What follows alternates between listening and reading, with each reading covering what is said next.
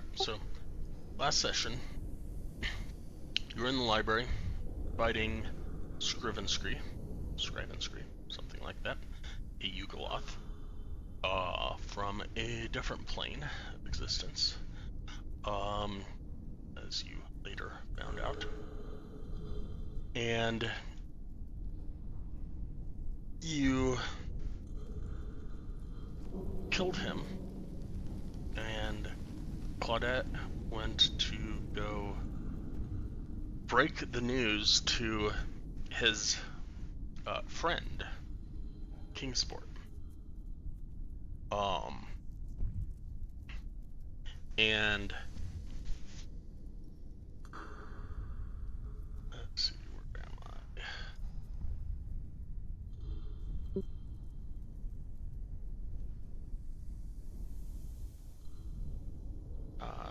Went to let Kingsport know of the tragic news that his master was dead.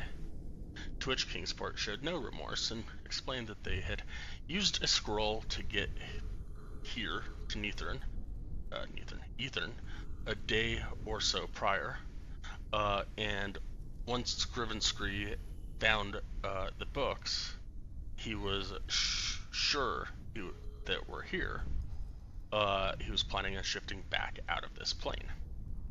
Unfortunately, the awakened penguin, which everyone apparently just took as normal everyday talking penguin, is mostly blind and must be led either by hand or by leash. And so Azuraphone has now apparently a new pal to keep him company while y'all explore. At this point, you decided to search the library for more information on the sigils and see what you could find. During that time, you took a short rest while you were searching. Illiken found an array of interesting titled books, including one about the rules of a game called Chain Lightning, a journal of some sort, and some sheet music for The Dark Between the Stars. He also found a detailed map of Ythryn with all of the landmarks listed upon it. Durkar, on the other hand, found a book with which briefly described that in order to gain passage to the Archmage's Tower, one would need to complete the rite of the Arcane Octad. Apparently, this rite is a ritual that needs to be done in a specific order at the spire entrance. There are 8 steps in the ritual. There are 8 arcane sigils near the force field gate. There are 8 arcane schools of magic. Claudette spoke up that she knew the 6th one was something about masking yourself. Looking at the map Illiken found, Durkar thought the Bazaar might be a good idea to start at, and that the Necromancy Tower was close by it, so you decided to go to the Bazaar. 10 minutes later, y'all started hearing banging as you approached this open market. The market itself was in disarray, having partially not been in operation in over 2,000 years, but also because of an apparent headless golem that had been rampaging through the stalls.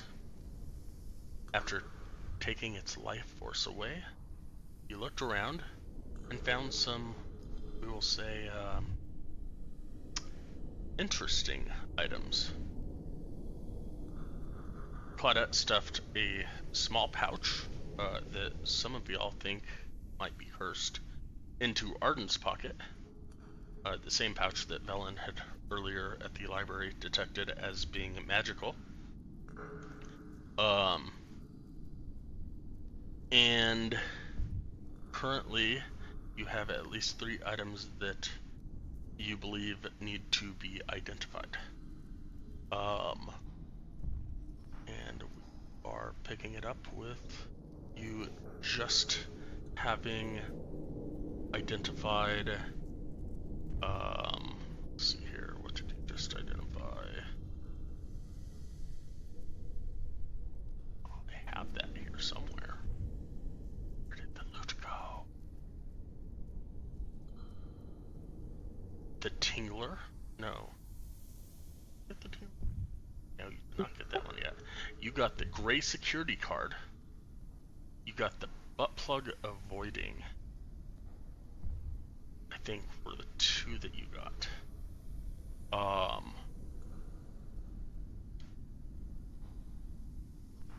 Yeah. The pouch that was stuffed into Arden's, you have not done.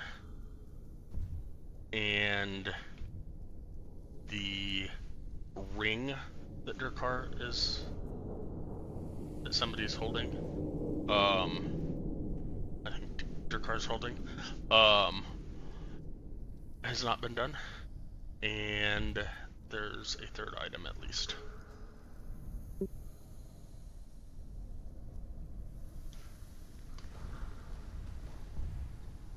little more constitution.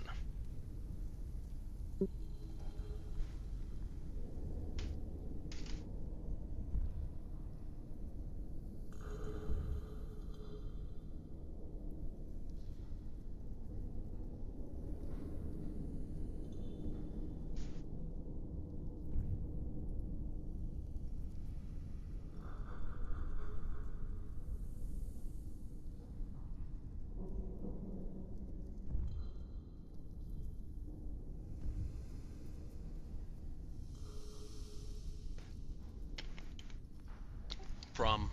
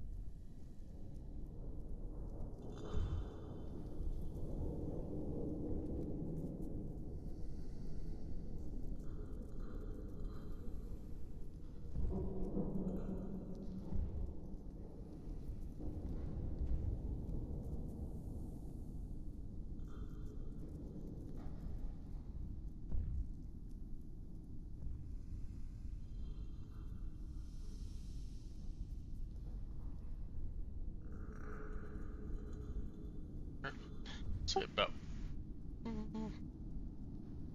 probably about 2 minutes down the road to Tower of Necromancy.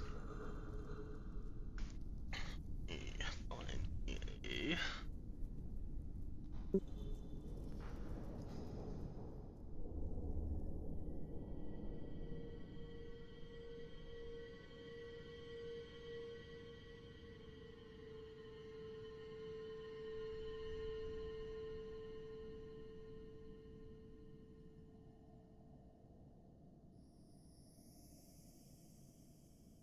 Which one are you talking about? Are you talking about here? That's where you guys kind of started from the prison with Xeraphon.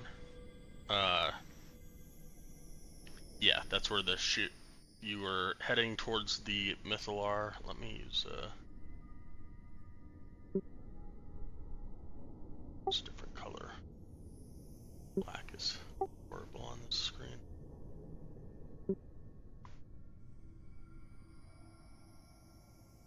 You're headed from the prison, and you're headed towards the Mythalar in the city, in the center of the city. And you had come across the force field gate at the spire entrance, which would take you up to the Archmage's tower. But you had gotten there and there was a force field and you couldn't get through.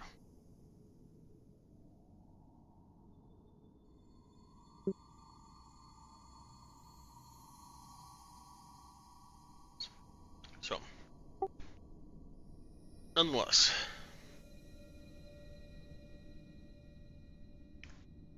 a short conical tower supported by arched buttresses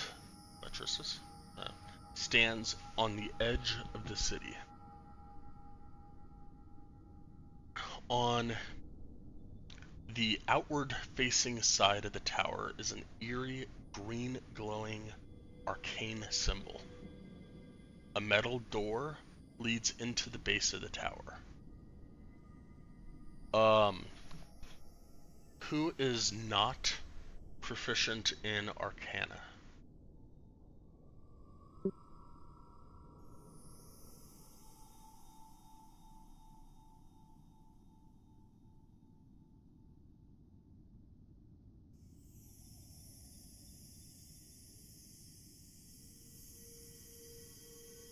Alright.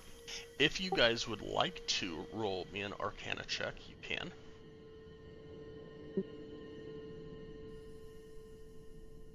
Not you.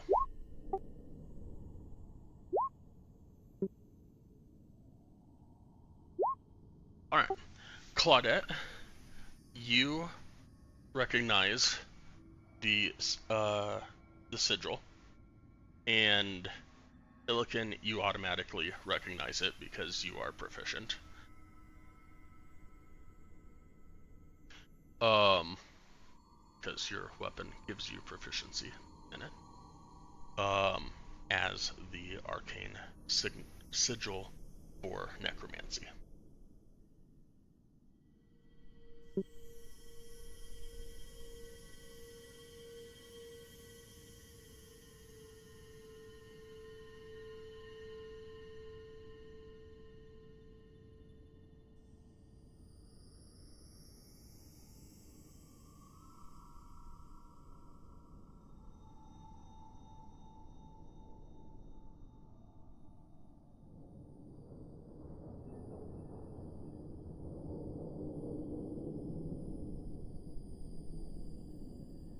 Sorry, what?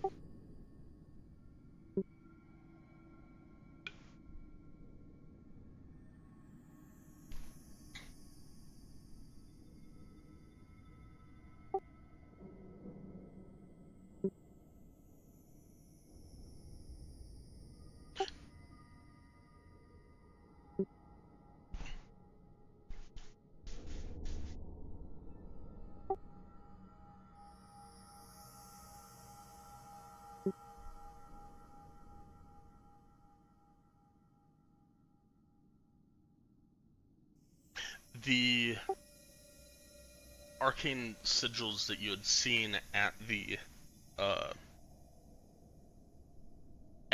force field gate, this does represent one of the 8 sigils that were there.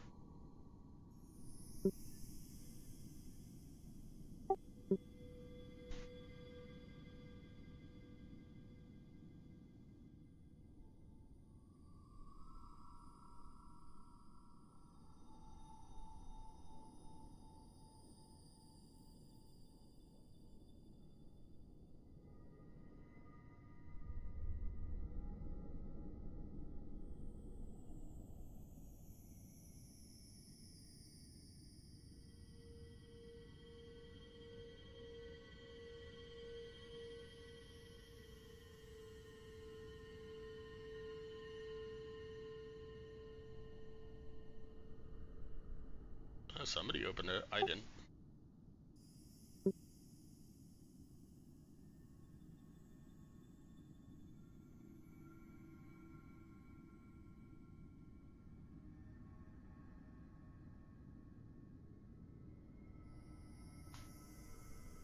There are things moving around.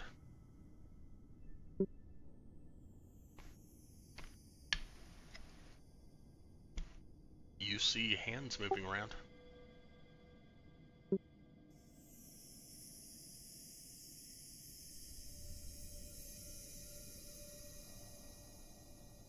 Sprout sees hands moving around.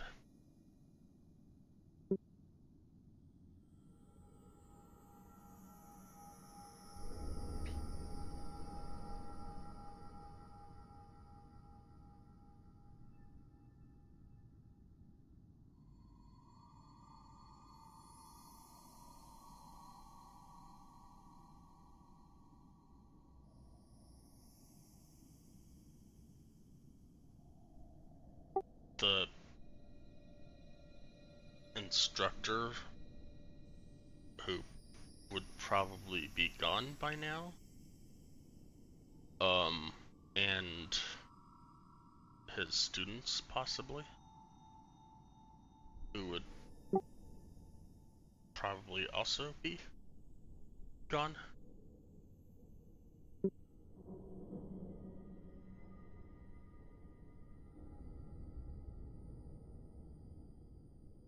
Very true.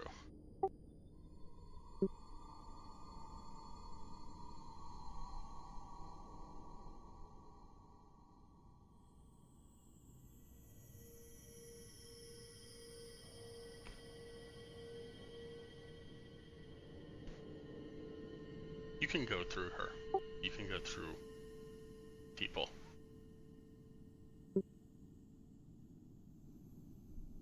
Sure.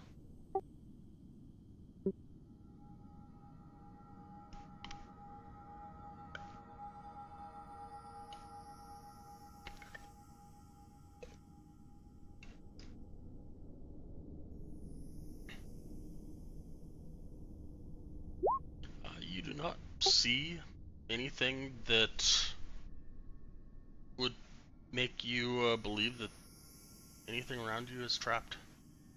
And with the little hands that are skittering around, you would think that one of them would have probably tripped any trap that might have been around.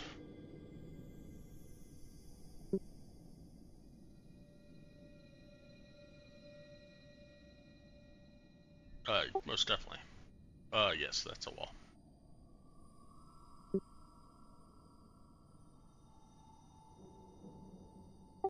Trying to figure that out. Just a sec.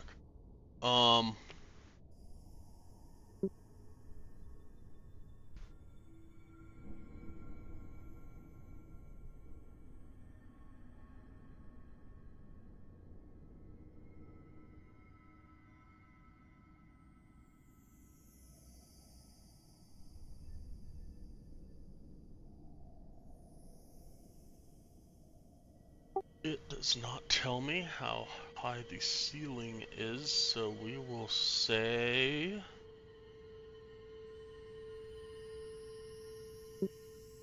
We will say... 20 feet.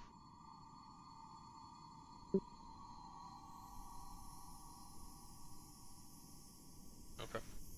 Go ahead and mark yourself at 20 feet.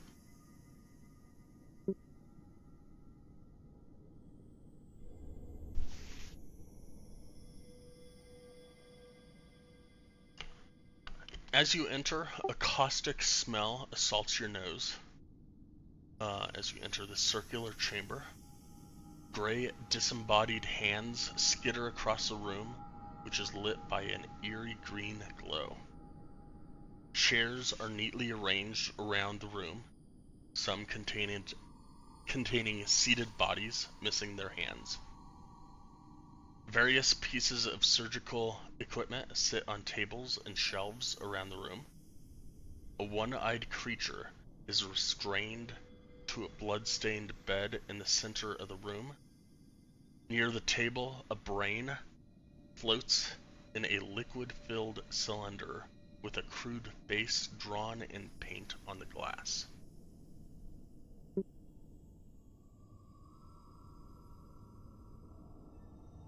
It didn't show my face. Why is it not showing my face?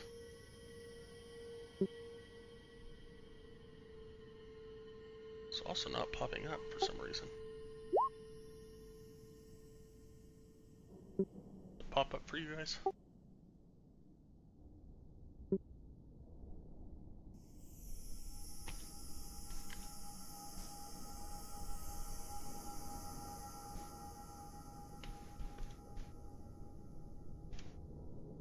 That pops up. Why didn't the other one pop up? It's weird. Okay. Yeah, that's odd. I should have a handout. Let me find a handout.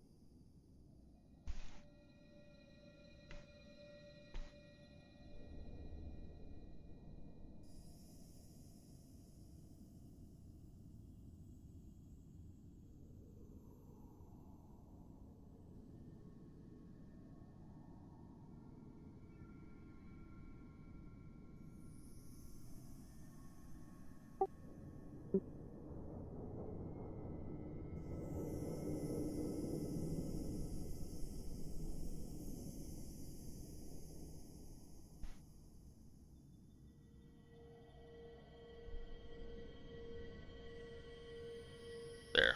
That's the best I can do, but that's basically what that guy looks like.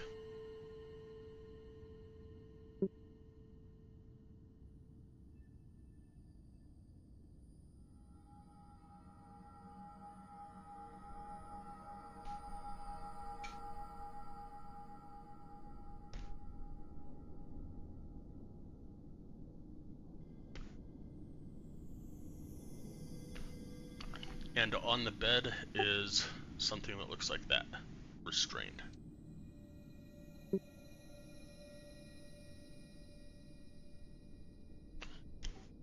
With which one? With what? Ooh, where? Yes, all of you have seen a one-eyed beast in the, well, have you? Yes, all of you have in the Caves of Hunger when, one of them came out to the Dryad, when she warned you about staying in Ythryn too long.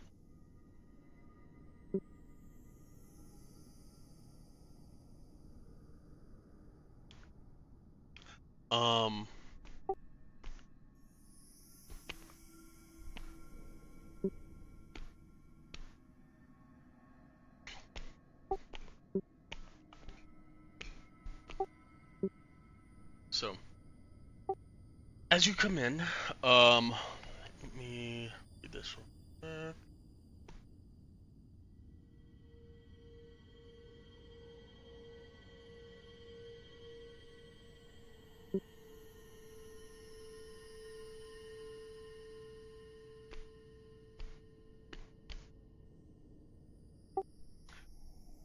The brain, looks over and goes,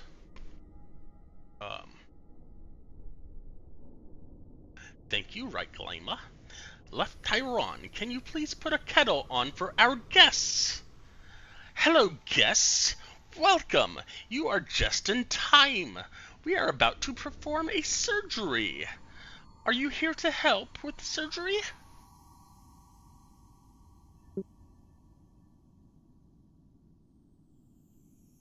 Oh, we are going to perform another surgery to make another brain in the jar. Only one brain in a jar has ever been attempted successfully, and you are looking at him.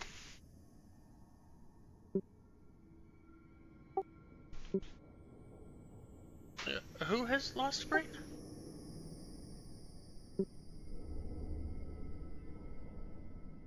My brain is in the jar.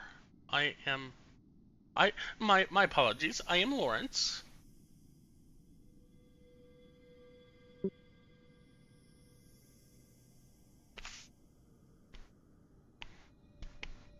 Oh, um, Master Catafix,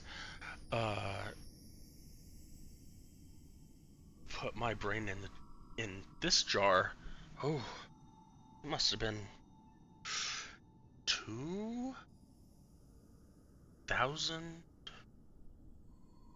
or so years ago. Yes, 2,000 years ago. Yes. When he says something in a language you don't recognize, when he comes back to common, and he's like, "That's about 2,000 years ago." Yes. Thank you, Fred. Thank you. Yes. Looks at one of the bodies in one of the chairs and answers the corpse that said absolutely nothing. And it says Master Catavix had this idea that we could live uh, forever if we were if as ourself, if we were just inside of a jar. And I'm inside of a jar, and now I just need to be able to successfully perform this procedure so that I can make others live forever. Oh, a few times. There's not a lot of subjects down here. A few, and granted, there are plenty of people that have turned into Nothics, and Nothics do, but not a lot of there's not a lot of living. Or not living. Living is a living is a word that's it's thrown around a lot, but it's very very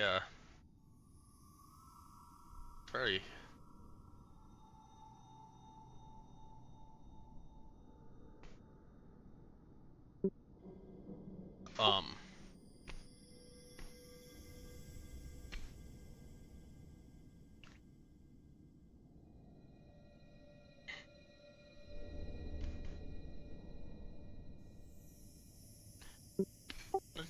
yeah, there's not a lot of subject matter, people willing to or wanting to, or you know um, to attempt this surgery here anymore.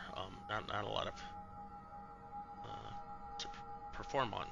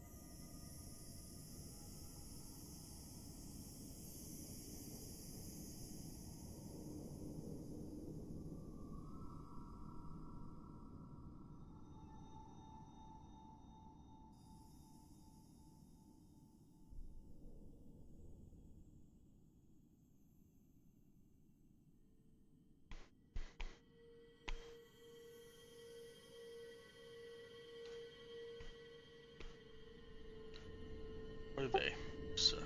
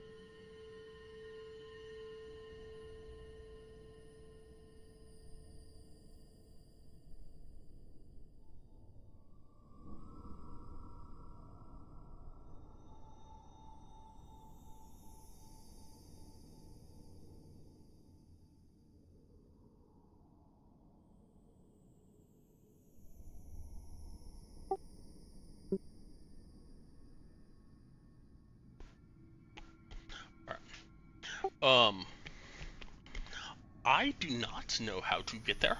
Um, However,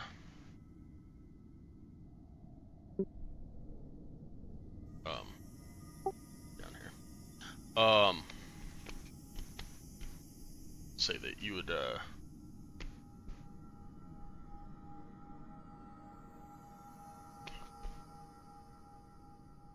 um,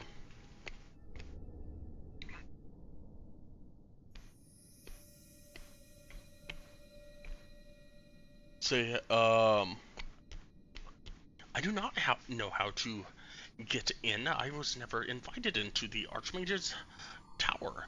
However,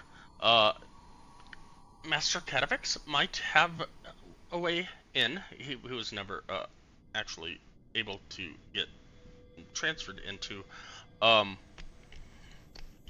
into a brain um uh, into stasis such as I. But um if you are able to help me with this transfer, I might be able to help you gain access to the uh, to his quarters up above, if that would be to your liking.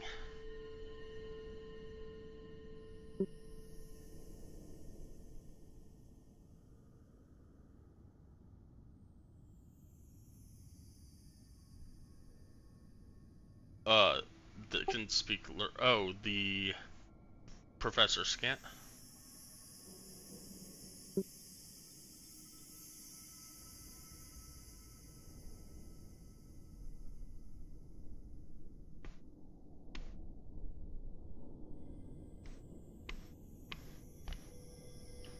Um,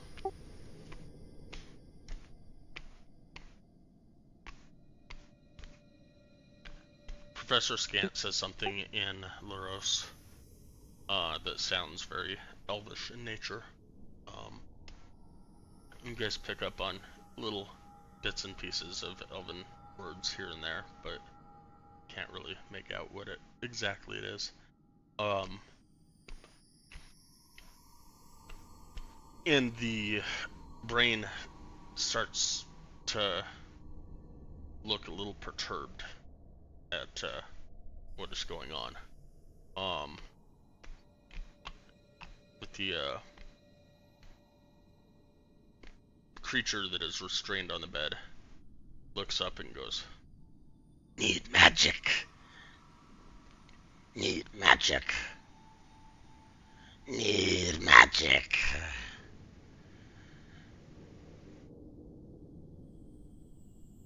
And it's in Laros, but like it's very vulgar, and it's in it's in Laros, but just those two words ring out in Elven. Like you recognize anybody that can speak Elvish recognizes those two words. The creature's mind is gone.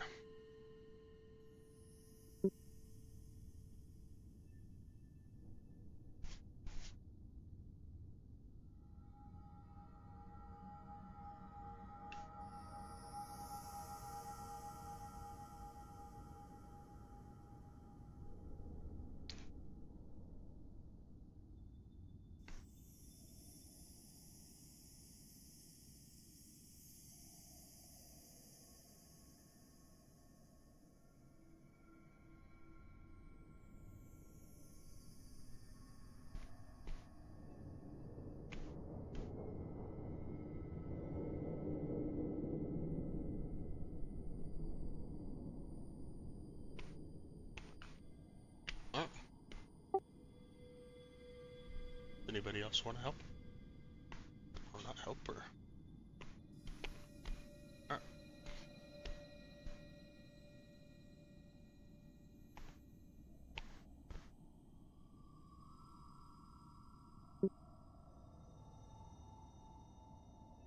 He'll say, first we need to successfully incapacitate the creature without damaging the body. We have some poisons stored on the shelves in the room.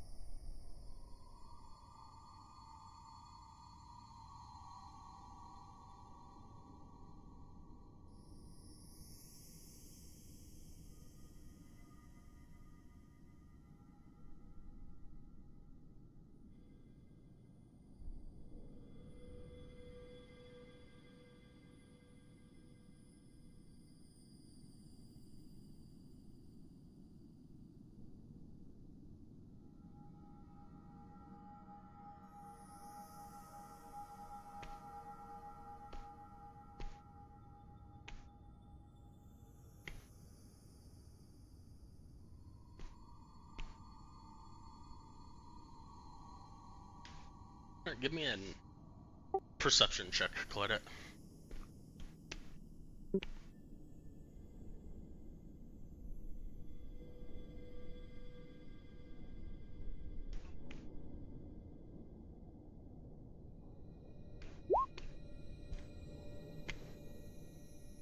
Not Illican.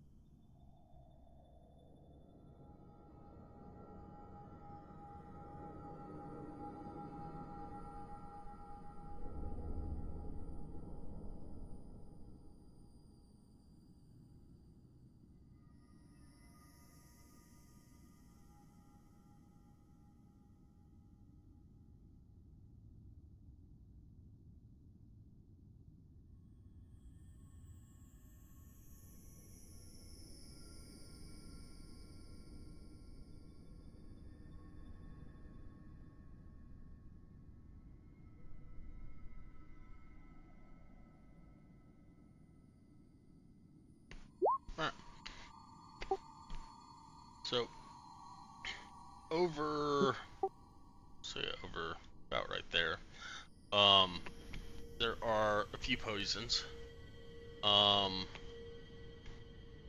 And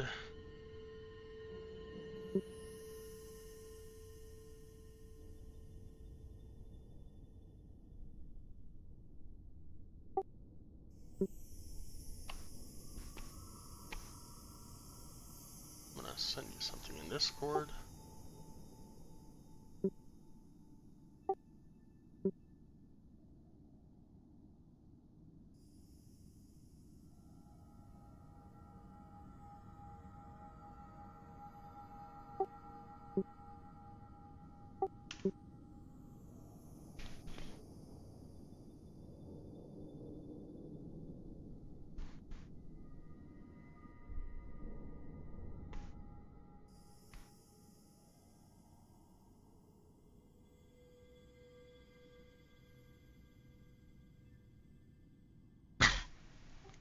That you would know as a person in your status.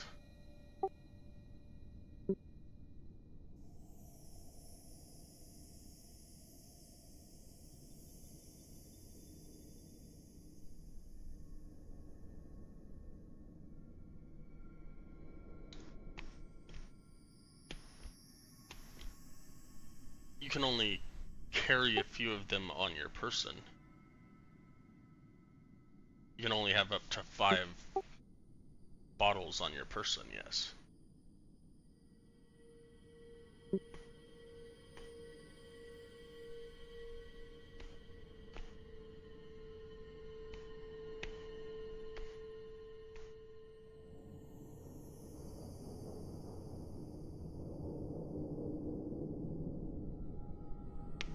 They can be stored in a bag of holding in extra-dimensional space.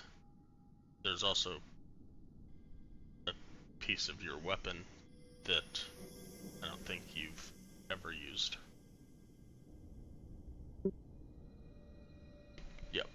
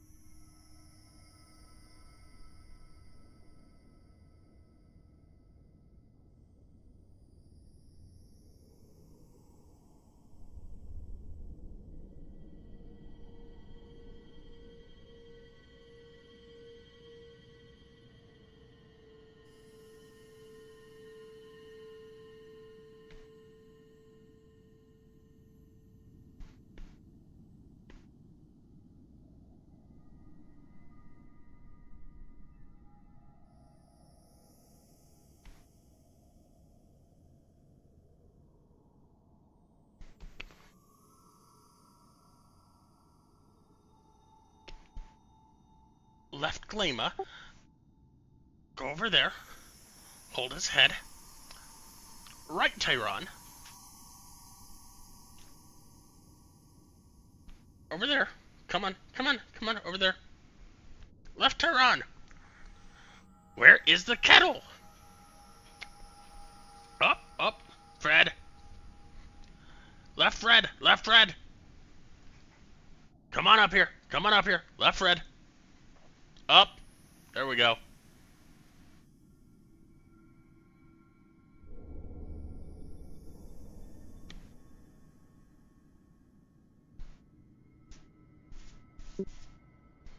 Yeah, there's a lot of things.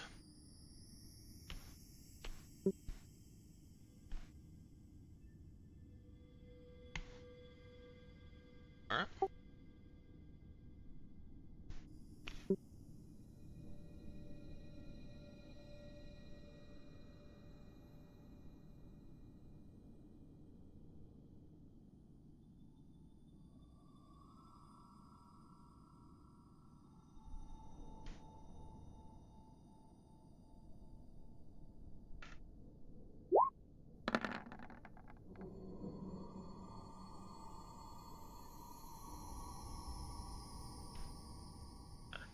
Constitution check. Not good enough, though. Alright, the body goes limp and is now incapacitated.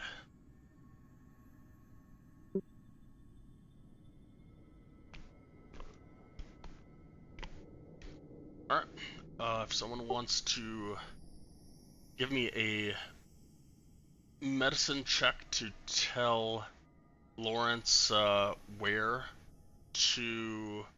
the safest places are to perform the surgical cuts.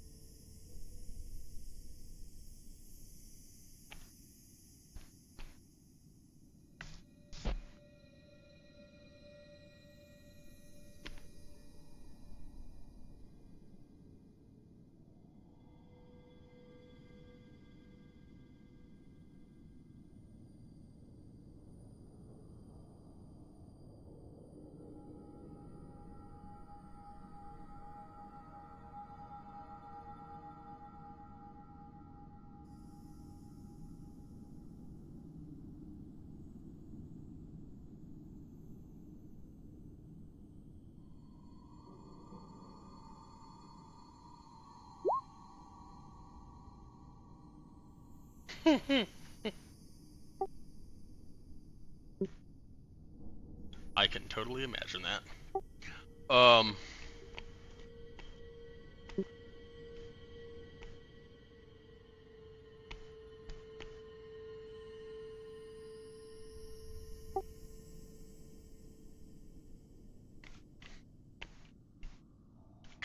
Alright,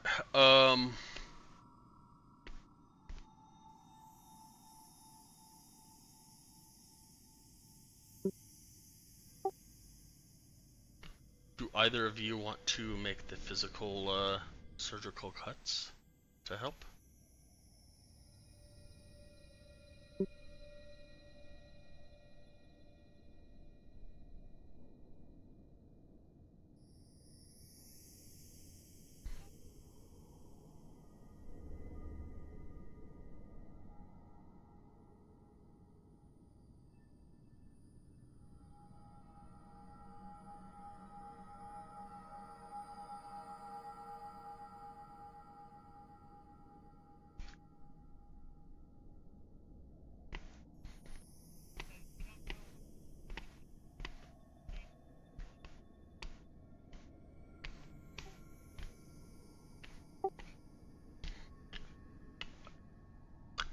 Well, according to your medicine check, and according to what you just told me, it is down at the bottom.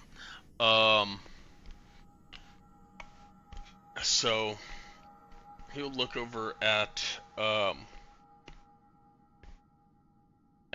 the elf in the room, and look over and go, "You, sir. Would you want to help me with the precision? I have a lack of hands. I have many hands, obviously, but my hands are, well, you see, they are from corpses. So while they respond to me and they are animated from corpses, they are not as sturdy as yours might be, good sir."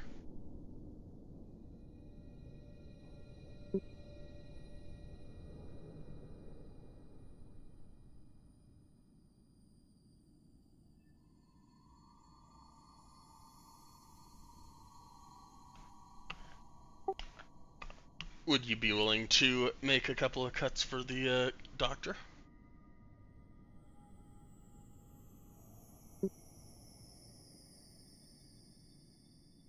You are on mute if you are talking.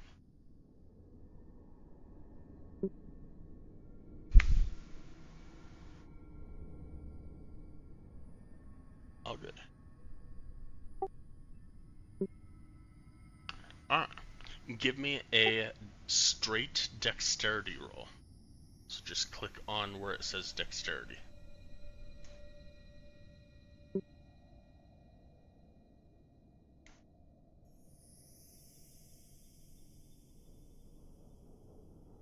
Not save, just dexterity.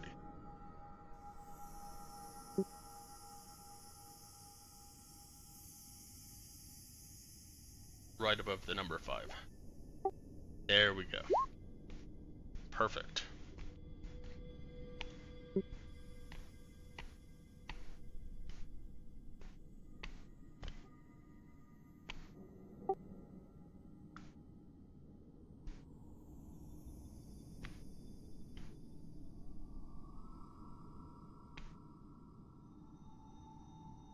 Alright, well, 2 out of 3 ain't bad.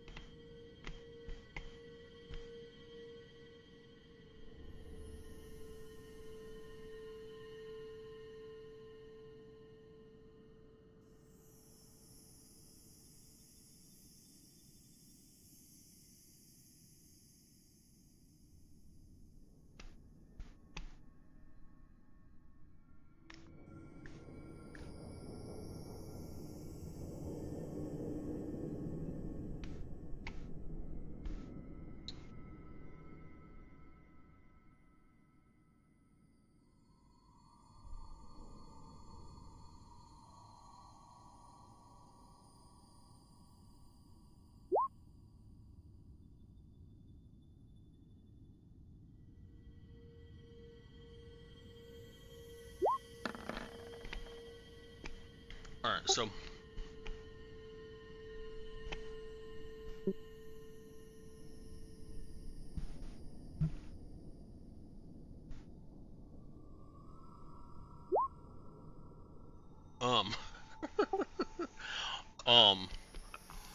I will get there in a moment, Turkar.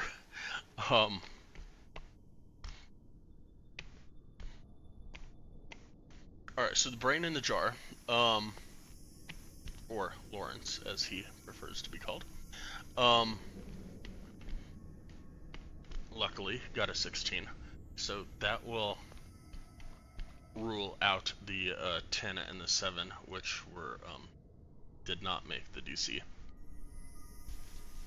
So he will instruct Arden exactly where to cut, and with Arden's help, Arden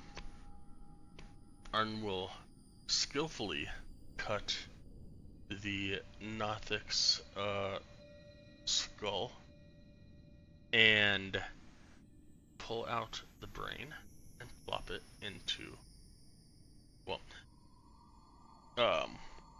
Arden will skillfully cut the skull, and as he does, a couple of the hands will pull off the skull and pull out the brain and plop it into a jar filled with some fluid and top it off. And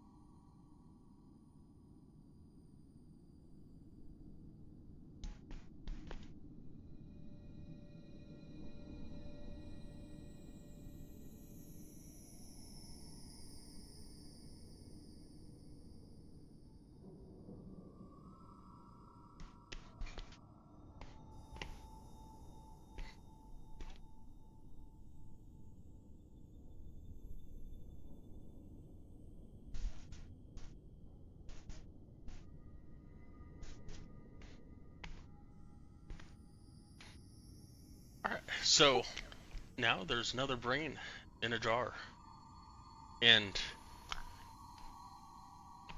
it's floating there, and it's looking around, going, "But where am I?" Not in common, so nobody can hear it, but the elven speakers can pick up on some words, and Professor Scant will translate, of course. But it is basically saying, where am I? What happened? And then it will look down, and it'll be like, that's not my butt. That's what I look like? Why did I only have one eye? Oh, oh, why? I don't remember. What happened? I, the brain in the jar is very confused right now.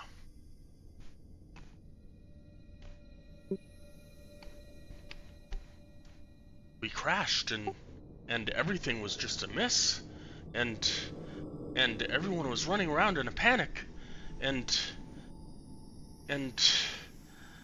it was horrible.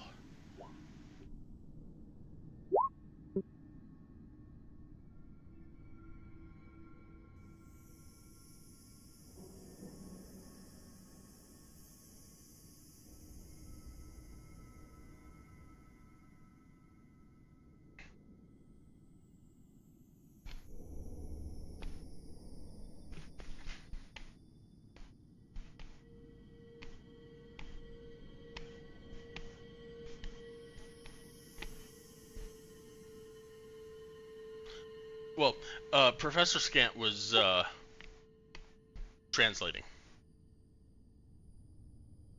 Of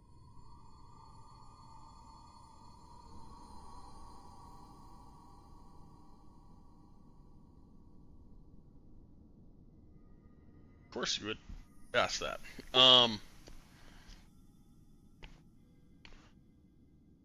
Zero clue what his role is.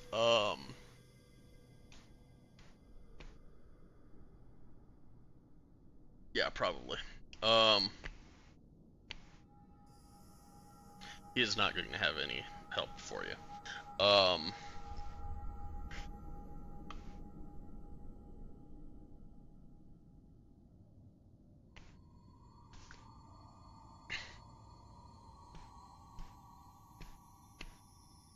He will give you a year, and you will recognize it as probably around 2020, some odd years ago.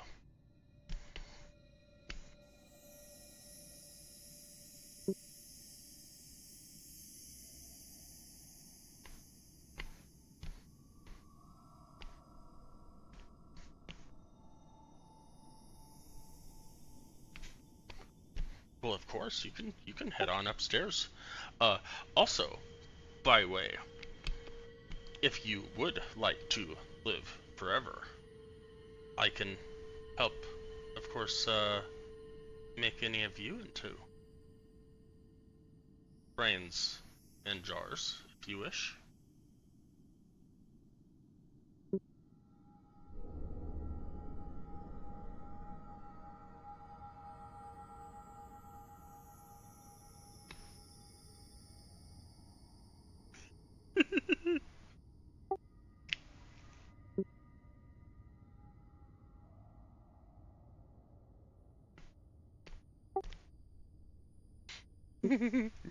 All right.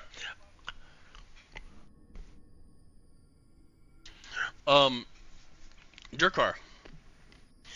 Um, let's see here. Presence of strong evil registers on your sense. There's nothing evil here. End of your next turn, you know the location of any celestial fiend or undead. Are these guys undead? Yeah, technically they are undead. So, um,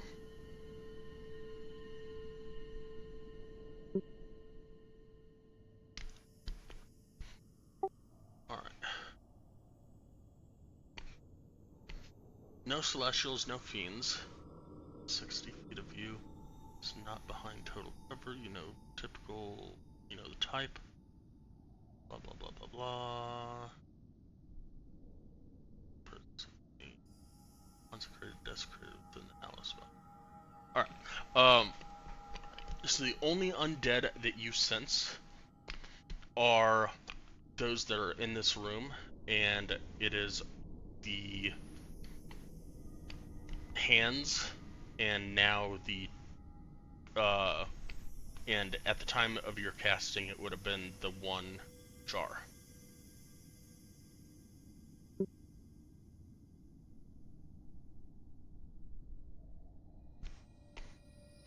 And then obviously there's a second jar that is apparently alive now.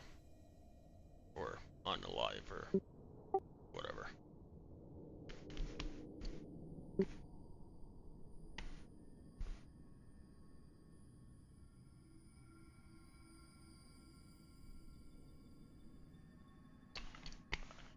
Except that that's not how experience points work.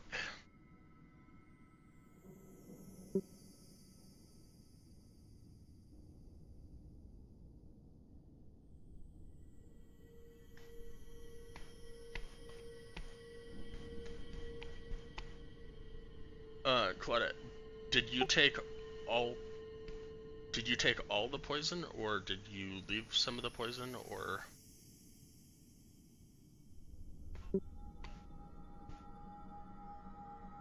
did you take all of the poison, or did you leave some of the poison, or did you take one?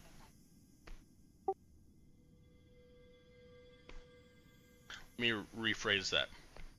There were multiple poisons. Did you take all of the poisons, or did you leave some of the poisons? Okay. So you took one of the torpor and poured it in his mouth, left the rest, and took one of the carrion mucus, put it in your sword, and left the others. Okay, cool. Okay.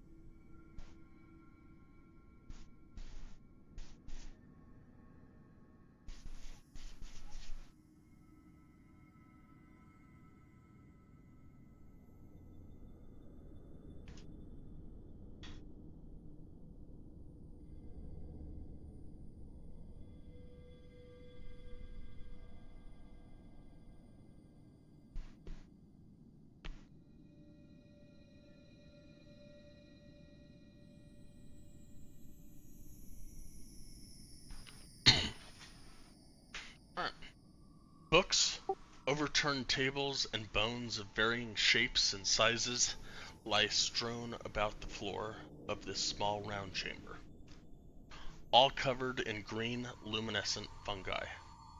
A well-preserved body lies twisted and broken on the floor. In the corner of the room, the glint of a large green gemstone can be seen, half buried by the bones.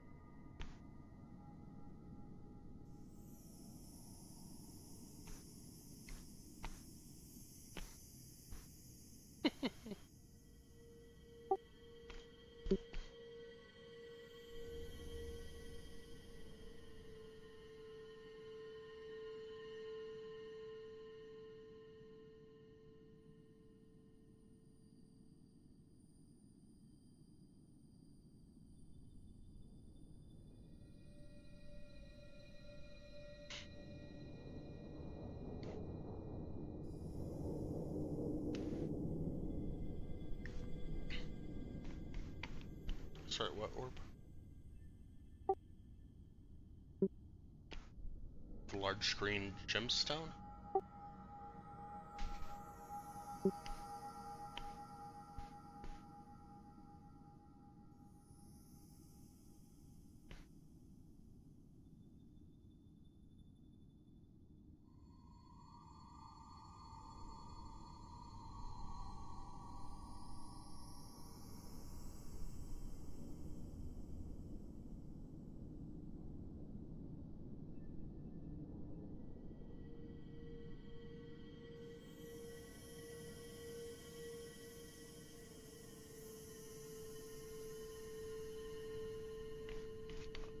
Okay, let me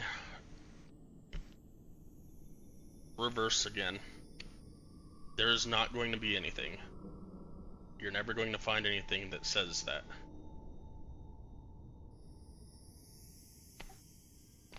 There is a rite of the arcane octad. It is a ritual that you have to perform.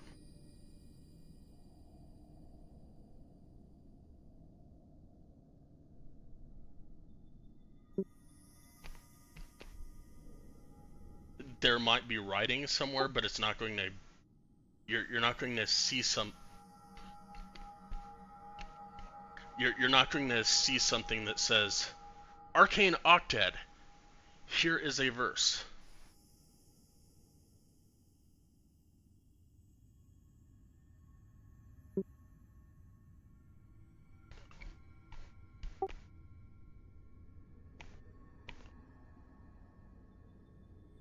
Cool. All right. I gotta read this just one sec.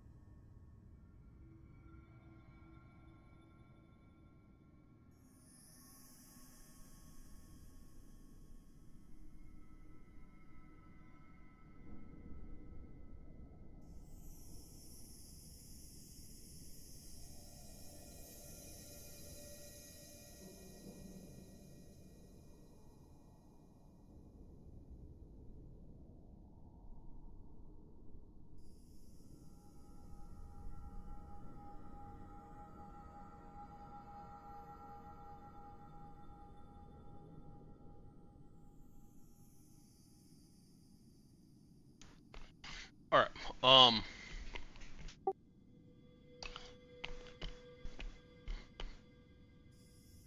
Bellin will start casting detect magic. While she's doing that, Claudette, give me a perception roll. And Illiken, you said you were checking the body. Give me a medicine check as well as an investigation check.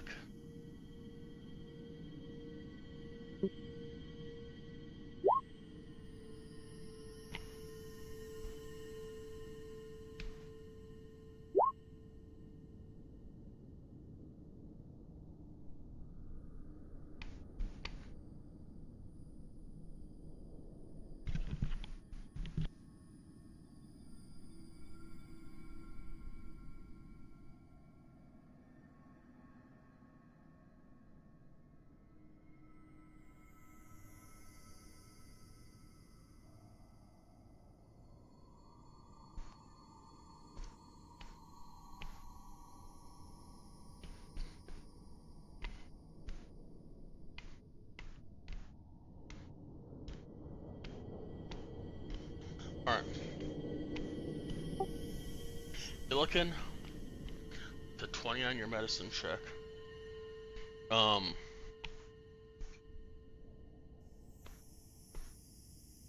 You notice that the body does not appear to have aged or decayed. And you can tell that the cause of death was bludgeoning from Ythryn's fall.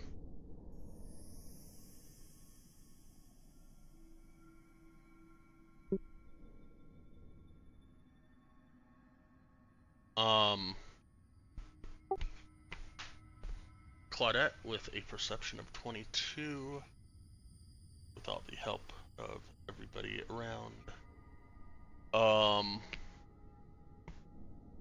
You notice around the room there are a lot of fossils. Like a lot of fossils. Like 500 pounds worth of fossils. Which, to the right buyer, could be a lot of money. If you weren't already carrying a lot of weight. There's a diamond.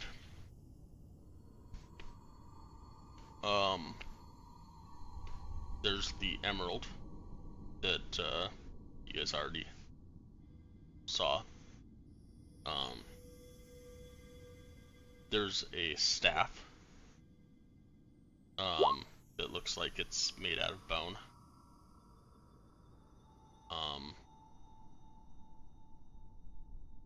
It's a book of some sort. It's a couple books, actually.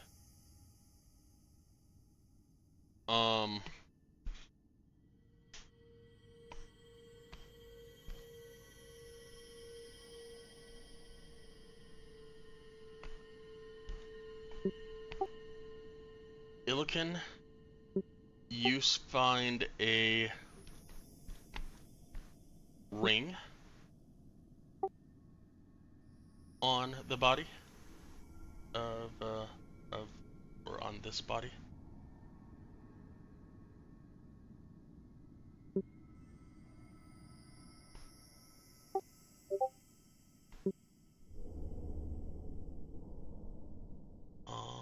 Let's see here.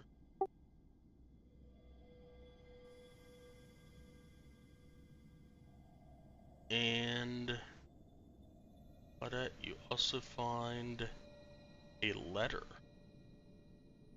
in the folds of a book.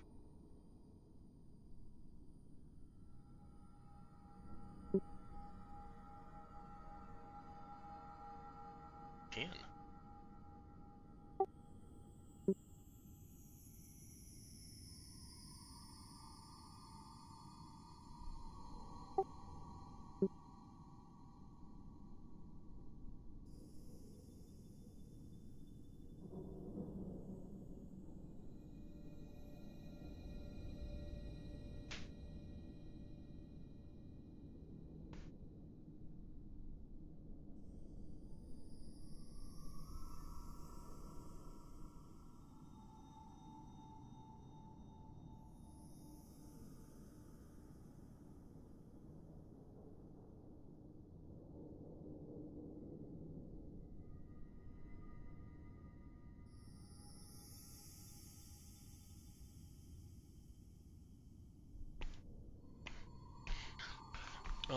Milliken.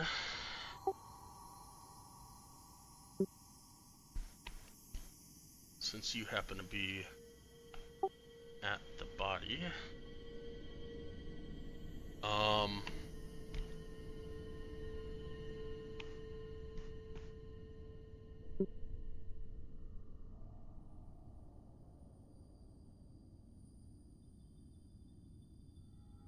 give me a charisma saving throw.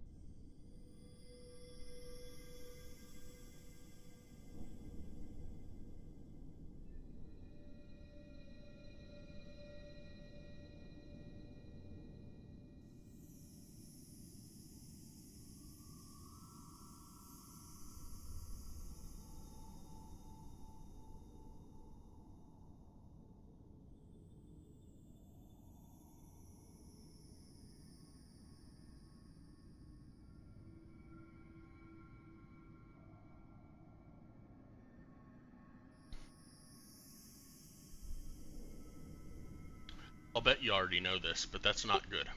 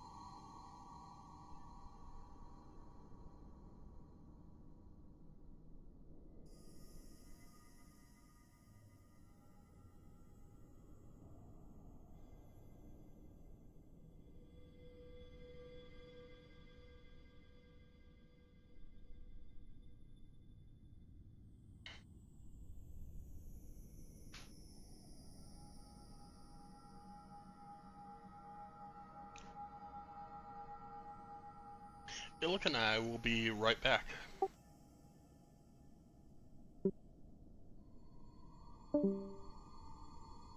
How you doing? Alright, go to your folder in Roll20. There are two new things. One, there is a handout that says you have been possessed.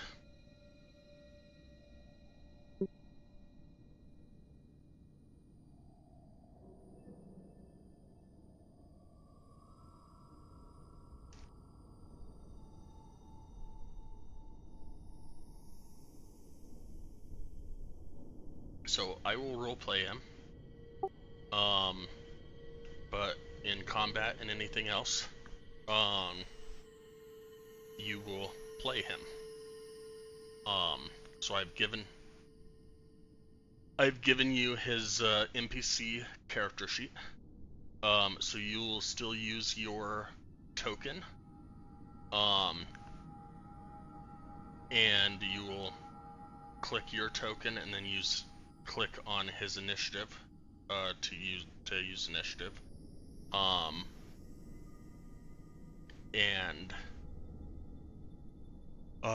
you will speak Laros.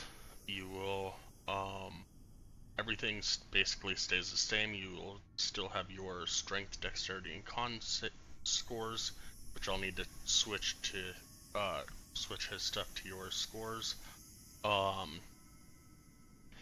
And your intelligence is 20, wisdom is 12, charisma is 11, which actually is the same because yours already is 11. And then you have the additional stuff. Gonic Elvish, which you already had. Laros. language. You're 12th level spellcaster. Yeah. But you are no longer Illican. For who knows how long. But we don't know yet. We will find out depending on how this plays out. Yep.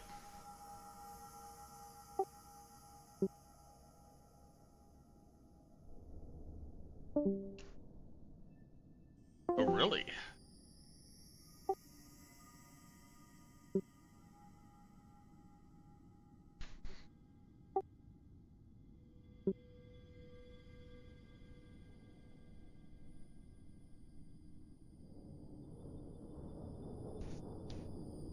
So,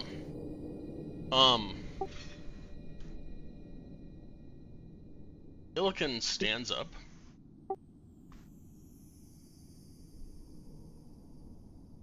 After he pulls off the ring from the dead body. And he looks at it.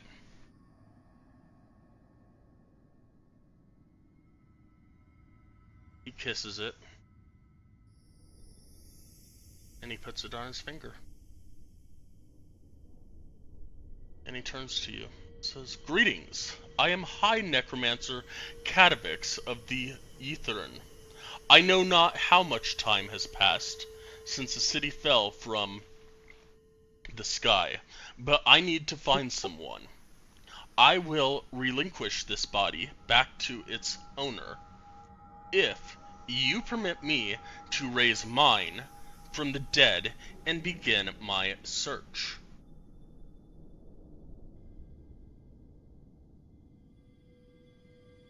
I shall hope not. Now,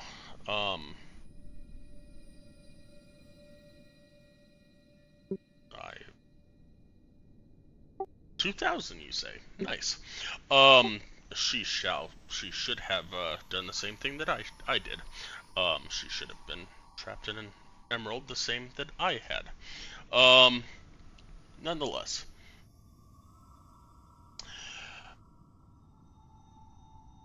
we shall find it, and we shall find her, and we will figure that out. Now, nonetheless, somewhere around here, I do believe I have. And he starts looking around for something. I know it's around here somewhere.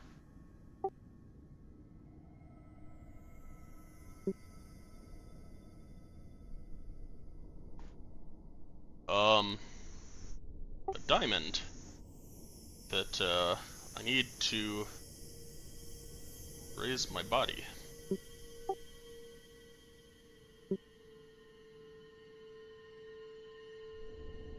To raise my body?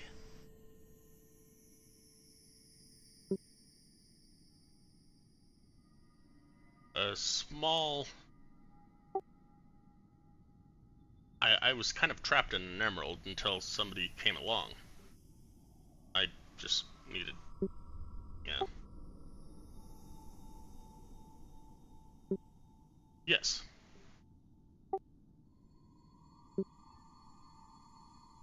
After I raise it, yes.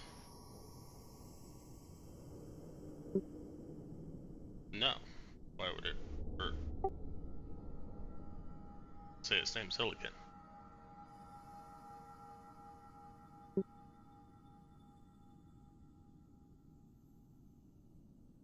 Sure.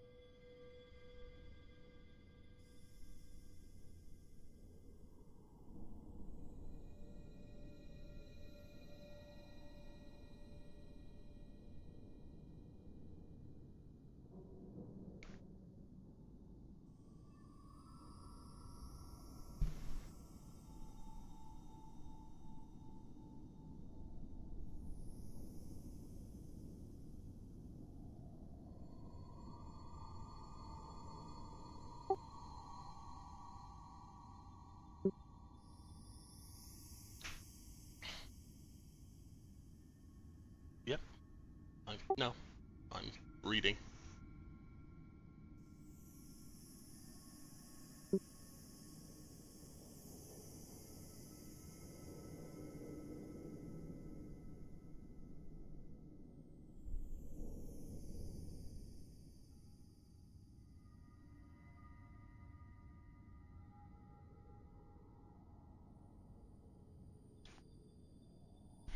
All right.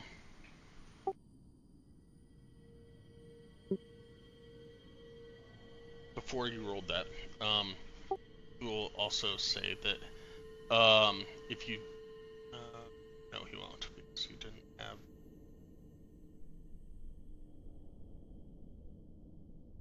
Never mind. All right. Yes, you believe him.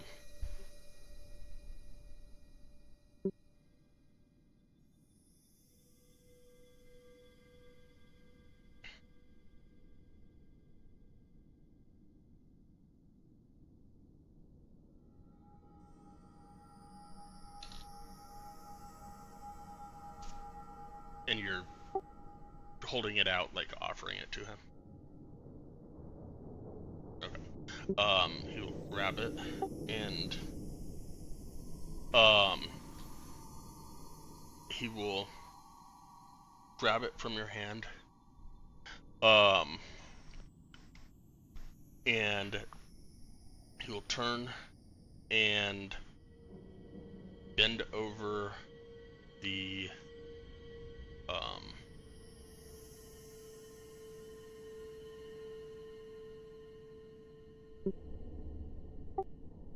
he'll turn and bend over his body,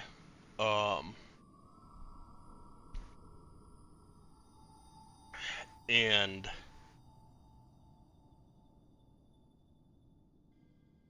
hold out the diamond, and before he starts, he will look back at you and say, "I will destroy the body I possess if you defy me."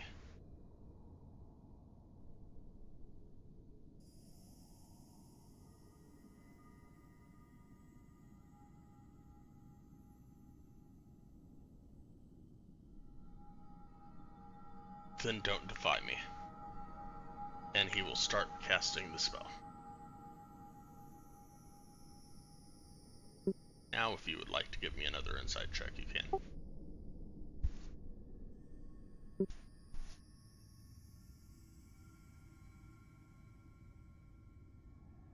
Never mind.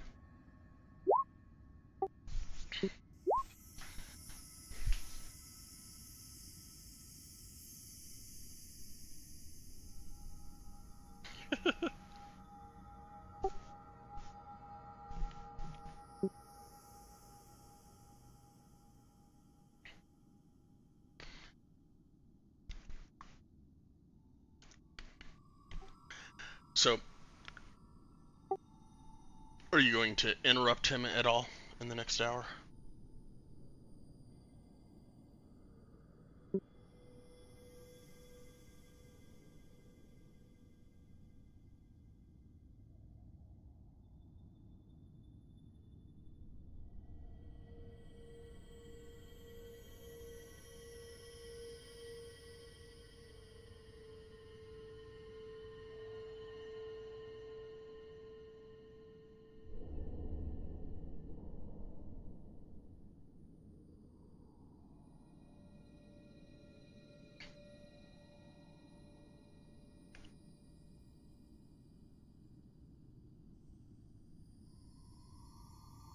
Jakar, Arden, what are y'all doing?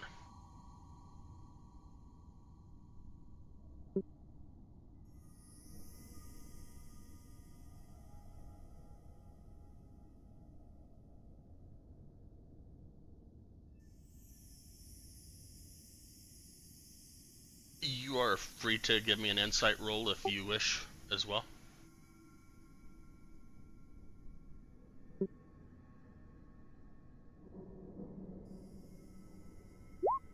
Never mind.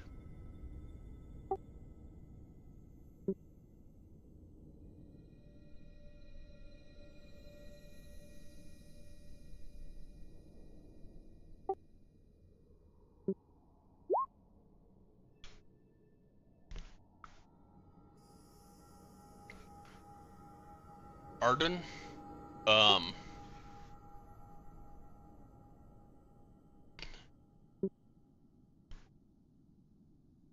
you believed that there was not much heart behind that threat, and that he was more anxious than aggressive.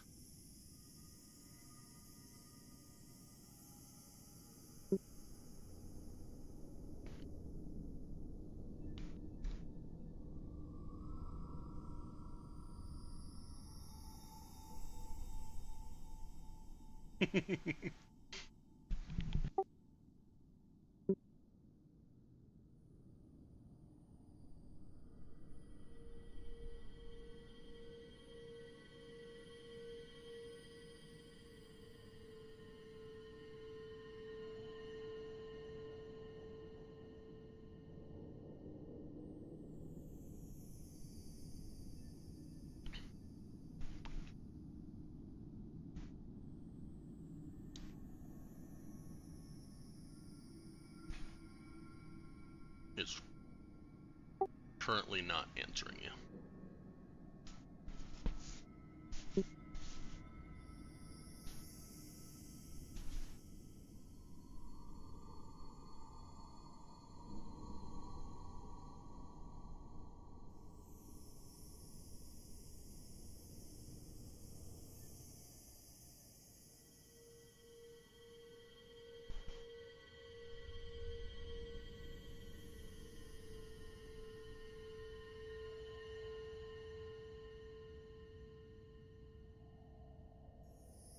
I think that's within your weapon,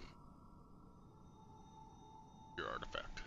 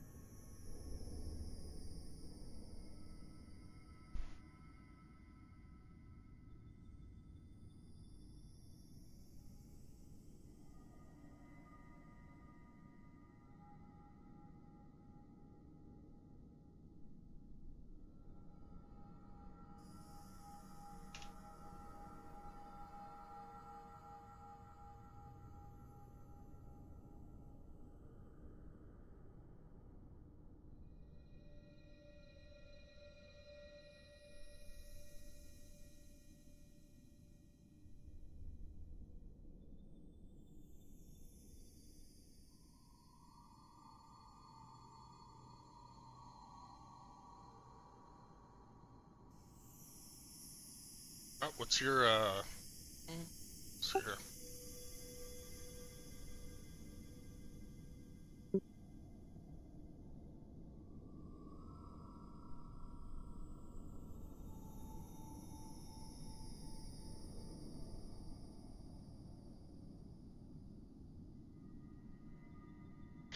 Darkar, you can either give me a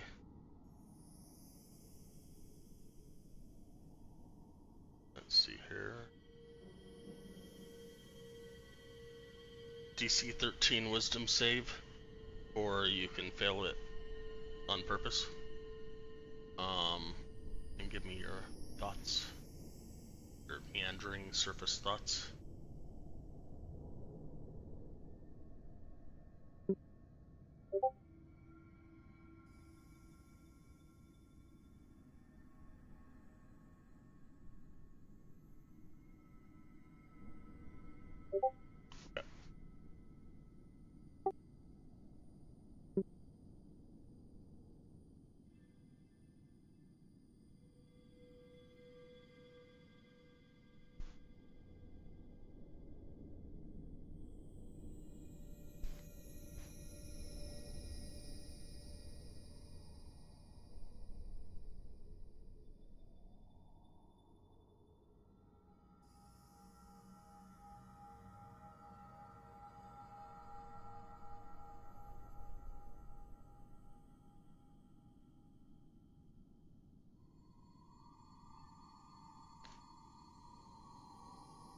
She said, what did you say about it?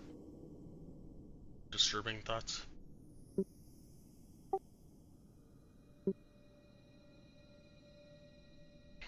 Okay.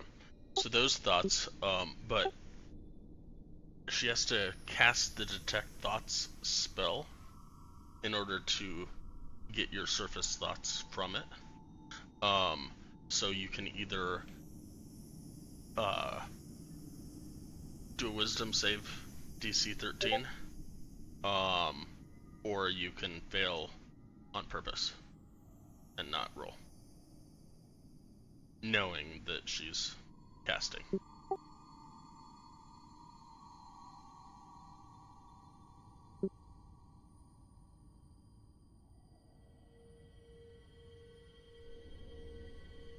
Okay. 13. Wisdom. Wisdom save.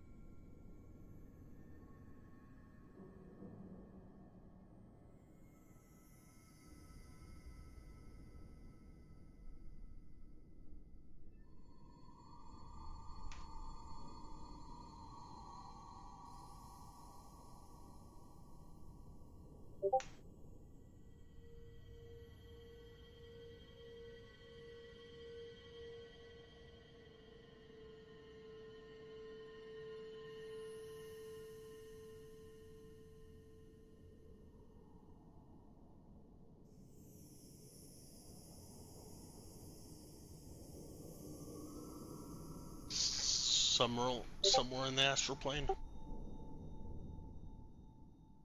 I, I think of it kind of like space, and it just kind of gets ejected into space.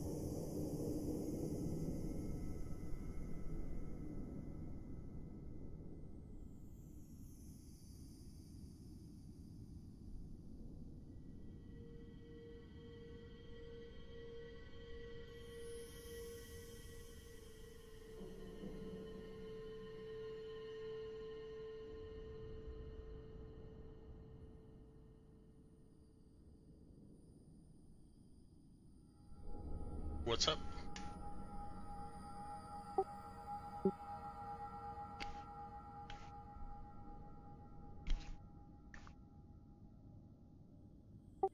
No. So you need to cast the Detect Thoughts spell. That's the way the spell of the Living Slug works. You need to be able to cast the Detect Thoughts spell on a creature to detect their thoughts. Then, as an action, you may speak. Sorry.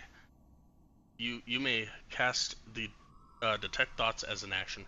Then, as a bonus action, you may speak to them telepathically. Then, as a bonus action, they may speak to you as telepathically.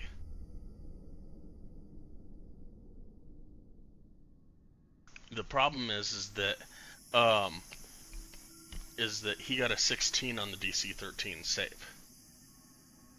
So part of his weapon that you don't know about because it's his weapon is that he has the ability to telepathically speak to you.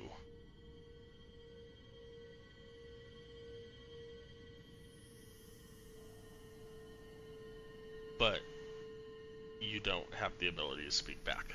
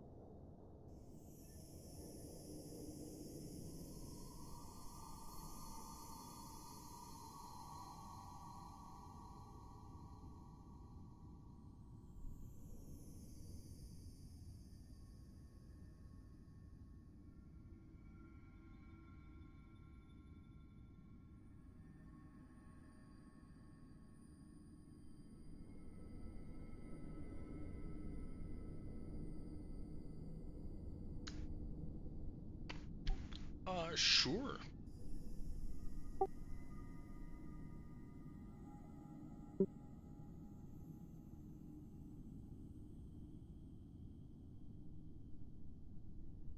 But let's go ahead and take a 15, since it is 4 o'clock.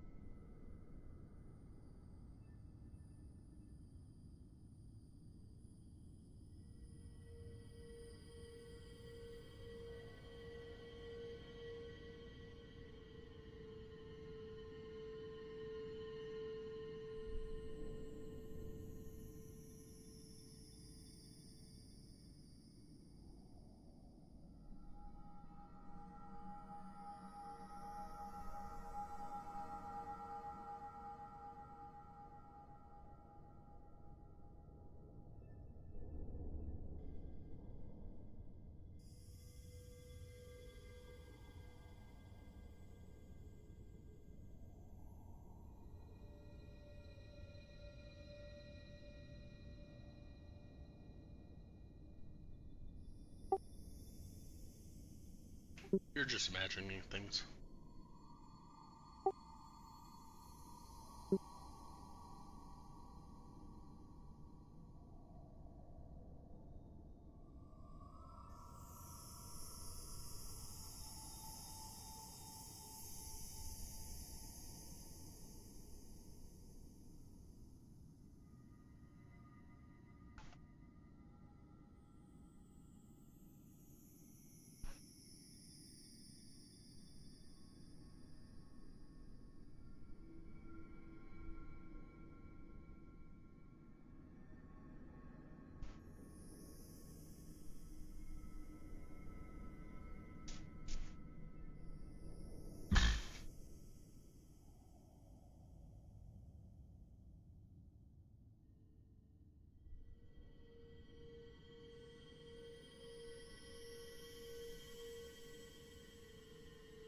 Except that he doesn't know any of that.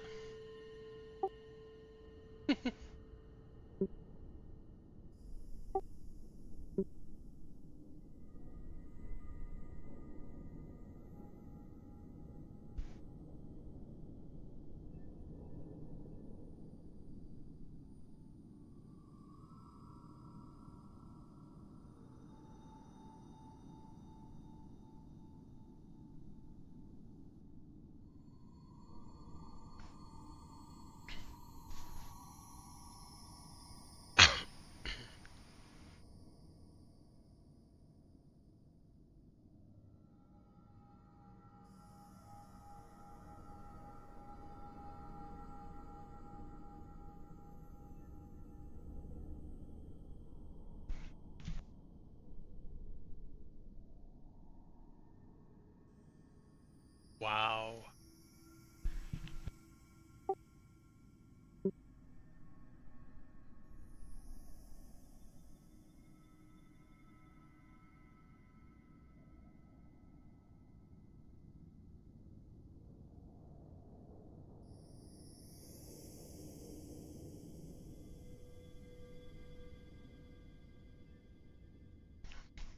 That's a good question.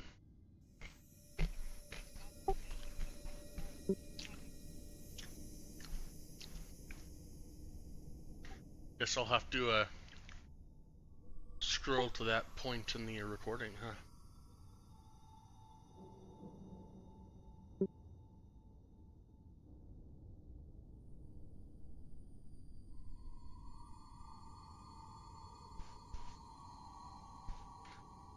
No, I would say that the recording, 90% chance,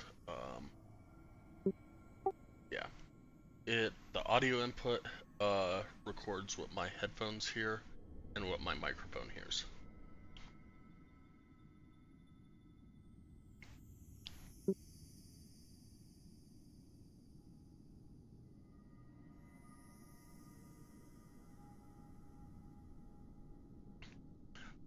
What you type to me? No. Um, no. I set it up completely different than the way White had it set up. So I only have it. So I have a second browser, so that it is only recording the Roll20 in the second browser. So it does not show Discord, it does not show my Word documents, it does not show anything else, it does not show the GM layer. It only shows what's in the second browser.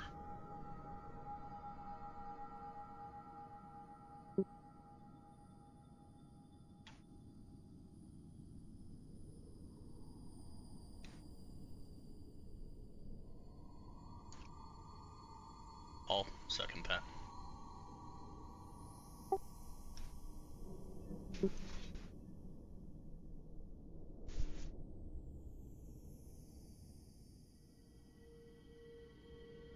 And I will second that.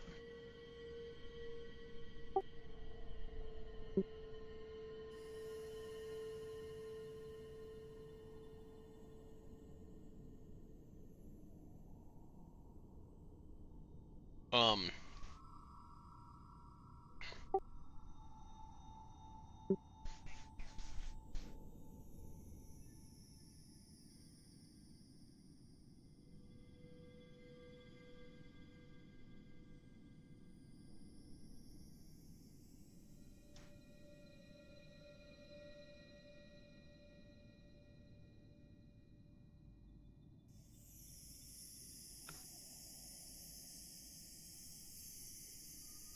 Alright, so anyways, um, you can all hit your short rest buttons, since you have now taken a short rest, and an hour has been up.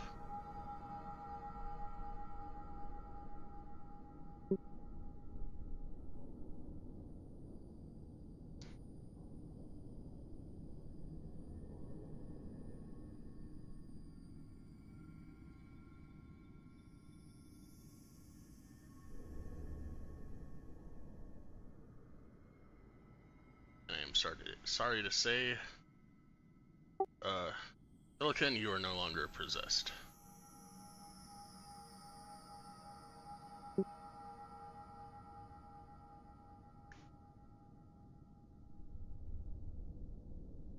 That is now standing up asking for his ring back that is on your finger.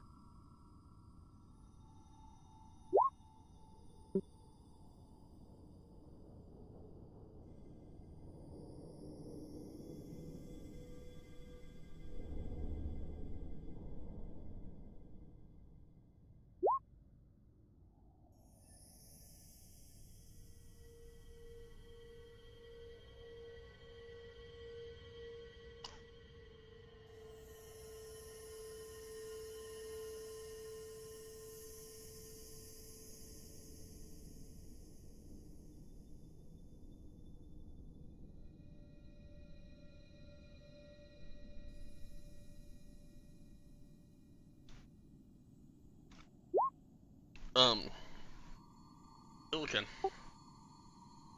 Strange side effect. You now know Luros.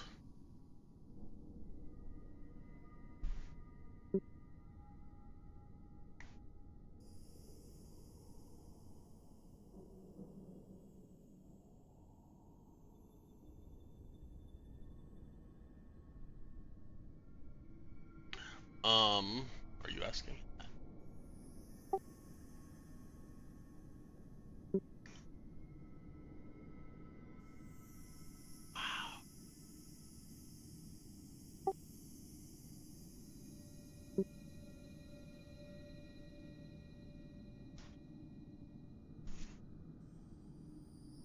Um,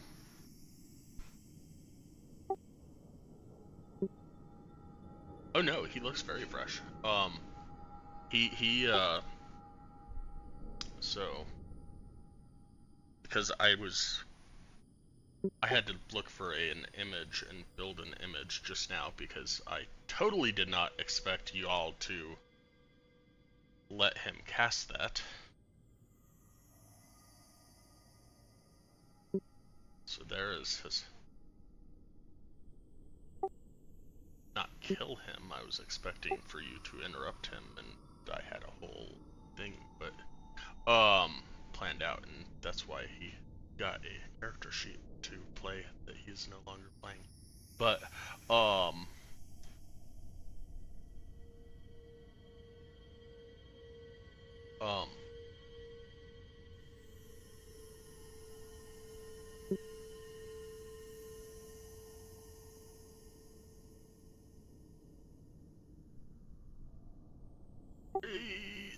gotcha. Now, so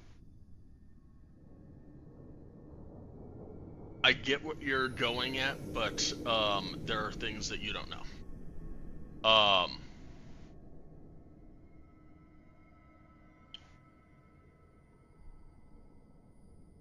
And I'm not sure how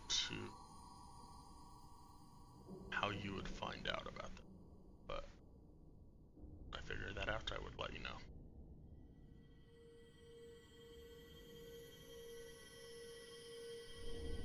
You can see both of his hands, so you wouldn't have to ask that question.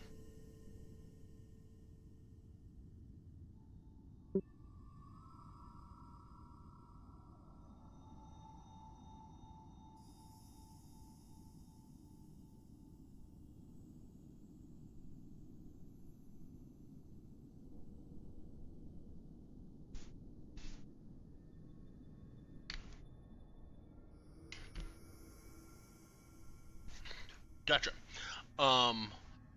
Normal stuff was magical. She would have noticed the emerald was magical.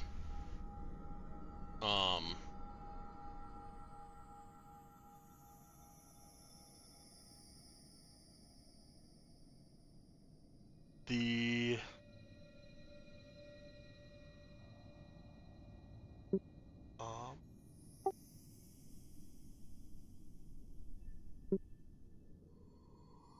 and the ring is magical.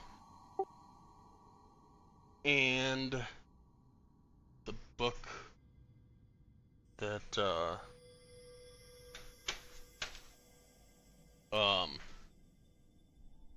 there was a book that Claudette found. Two books that Claudette found, but one of them's magical. Wait, maybe. I don't know. Yeah.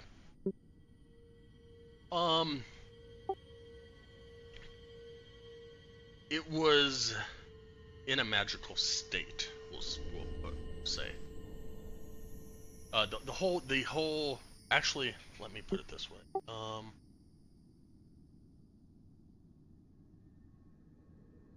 It's at the beginning. There.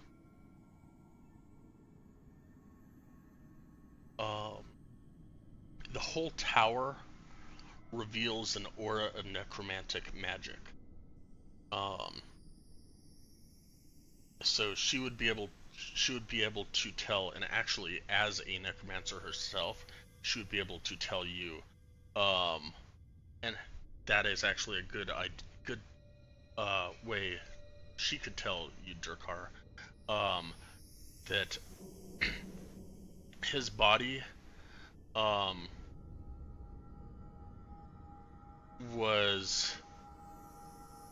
had never decayed because of this necromantic magic, this aura of repose that has been placed on this tower. Essentially, it's like a gentle repose spell which permanently emanates from the tower. So any dead body within 30 feet of this tower is under the effect of a gentle repose spell.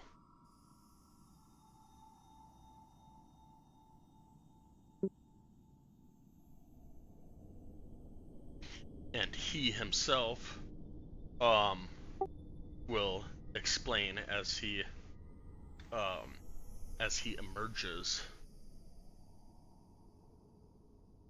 out of Illican and into his body, that he has been trapped inside an emerald for 2,000 years. So he has been alive for 2,000 years. Just been trapped and not able to do anything without a body. So he has... What's that? I trapped me. Would you rather me die? Would you rather die?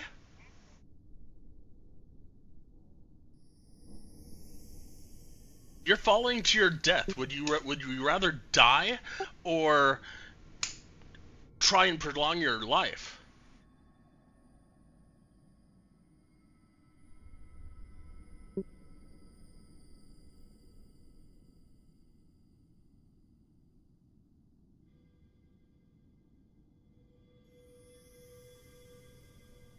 Well, I gave her an emerald and the spell to do the same. She should be in the same state that I was.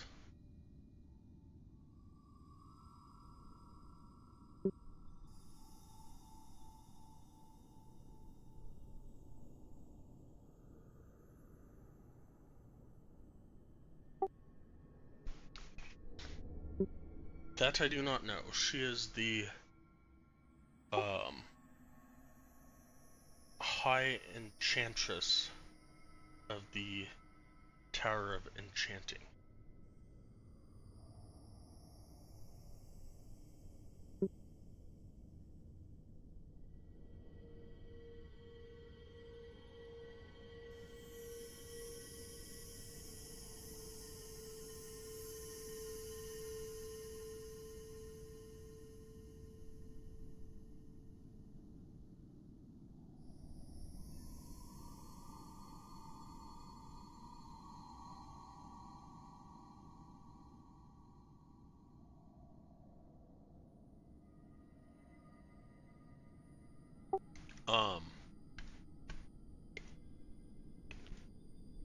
I will give you an answer here in just one moment.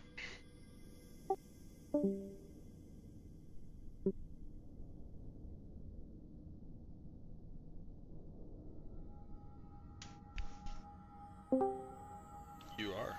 Or maybe you're front, I don't know.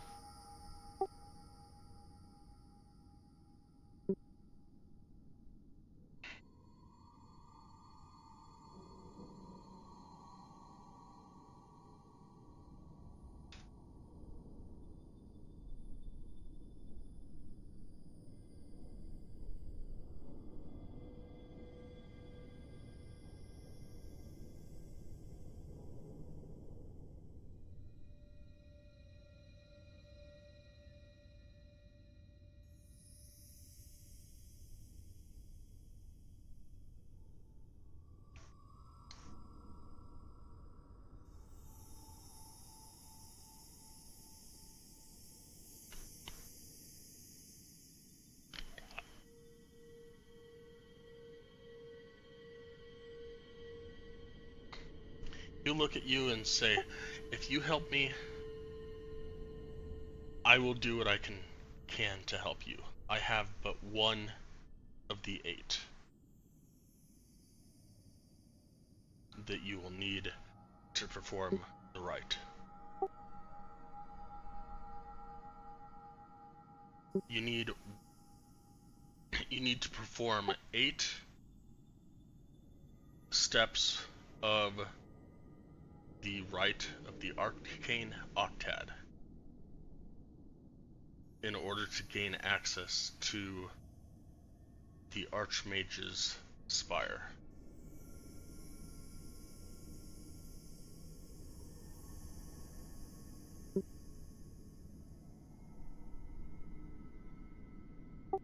The 8 schools of magic.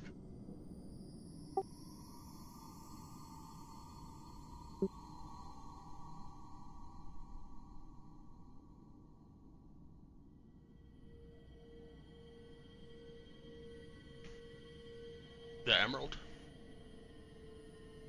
It's still sitting there.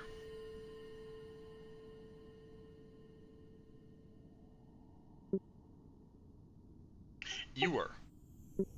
Well, so the emerald was on the floor near the body, but not on the body. You grabbed his ring.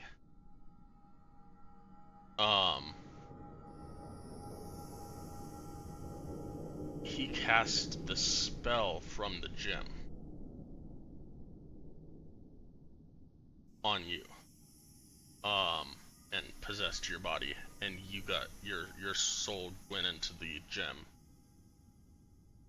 and his soul went into your body.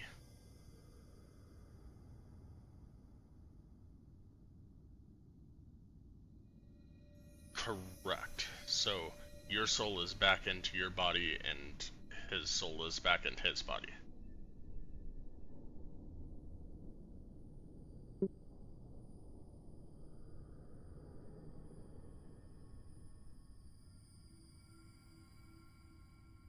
ring, not yeah.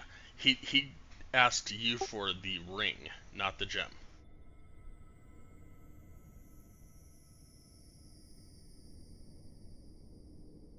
Okay.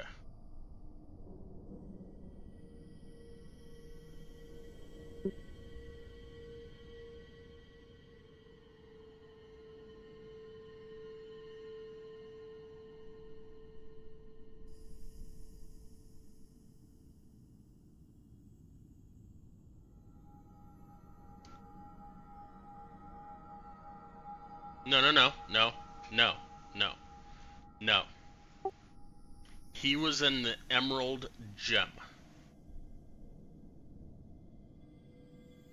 not the ring. No.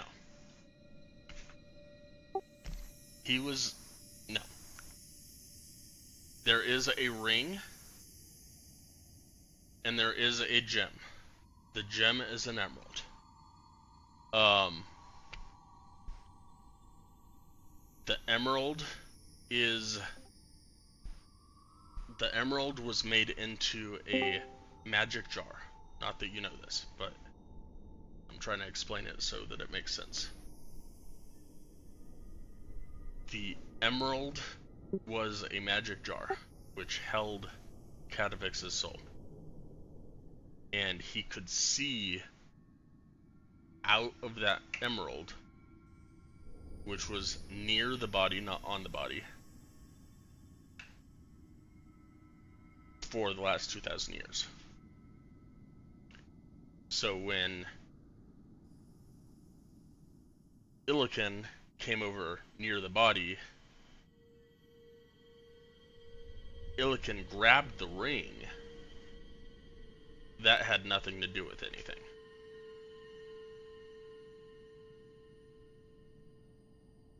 The soul trapped in the emerald cast a spell on Ythryn because Ythryn had come over to his body and went to possess it. If Ythryn had resisted, he would have cast the spell on another person, regardless of Ythryn taking the ring.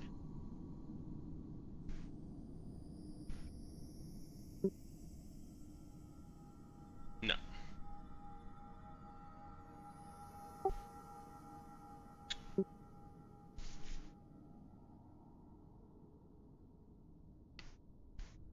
Yeah.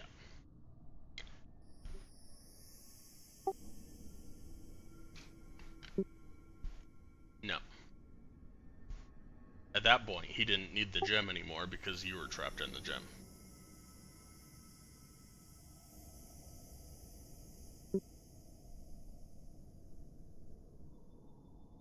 Kind of shrugs his shoulders and I don't need it.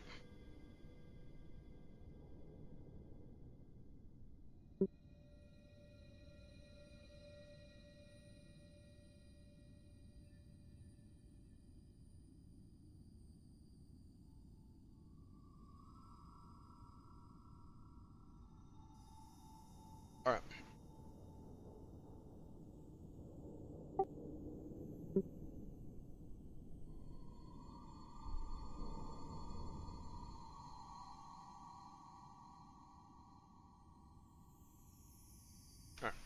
Alright. So the octet is just a group. So it's not a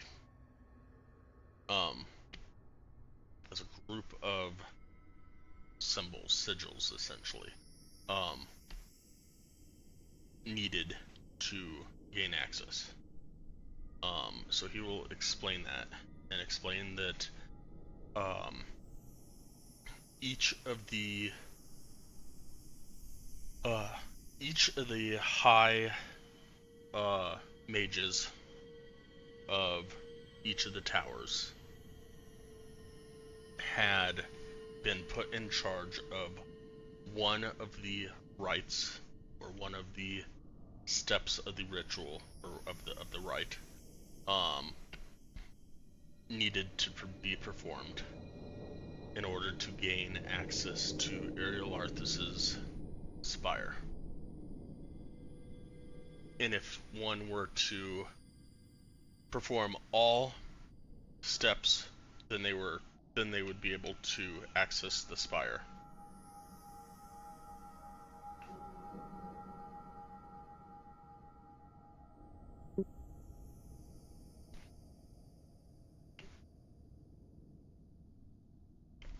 No.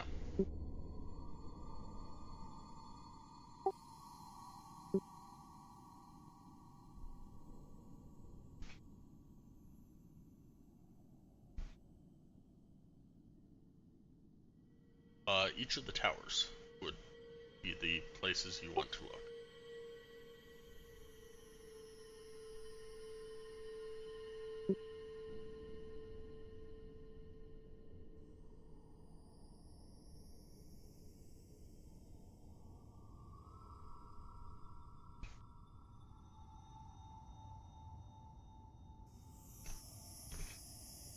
Let me read this just a sec.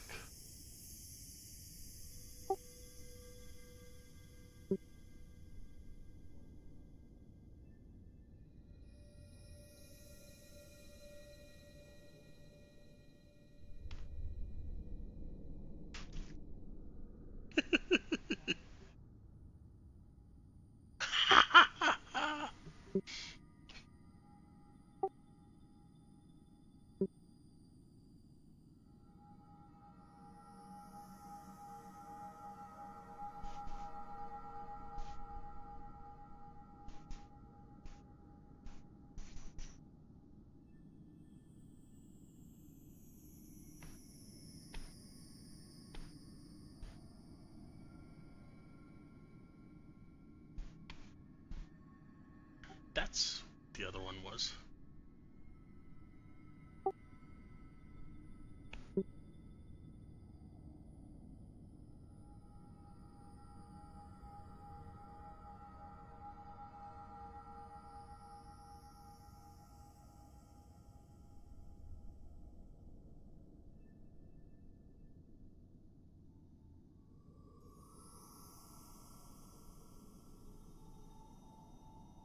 No.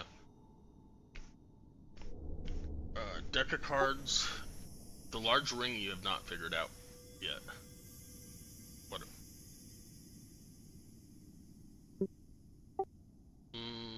No.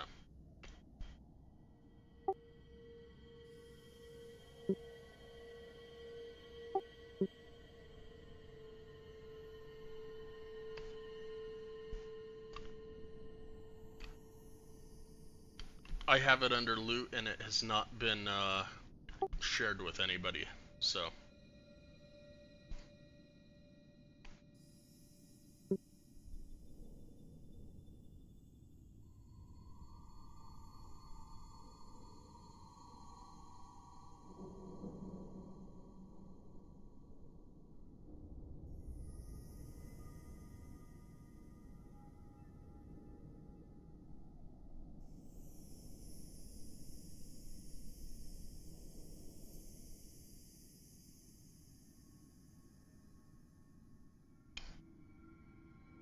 Alright.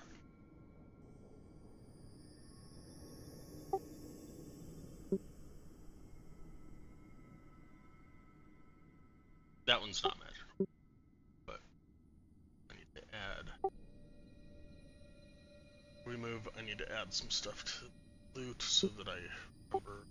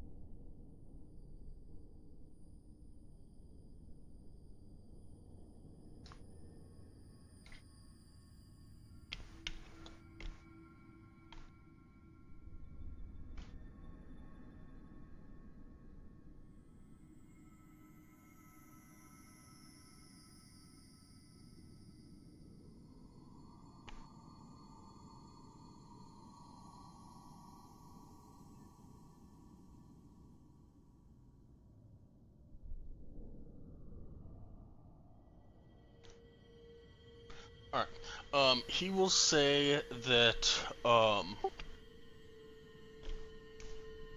he is planning to go.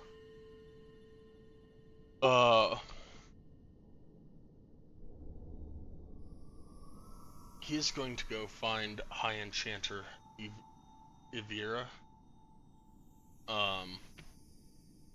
Whether they come with him or not, or whether you come with him or not. He would appreciate if you come with him. But he will not be stopping at other towers.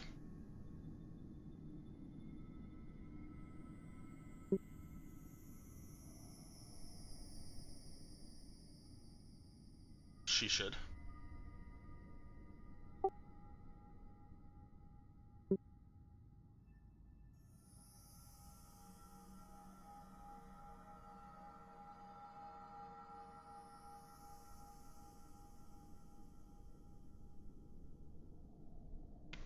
It is now. Kind of.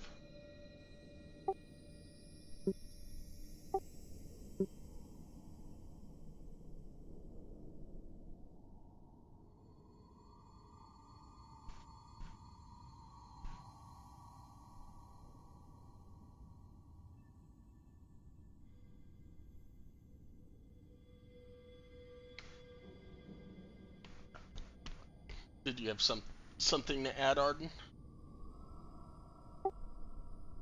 Okay.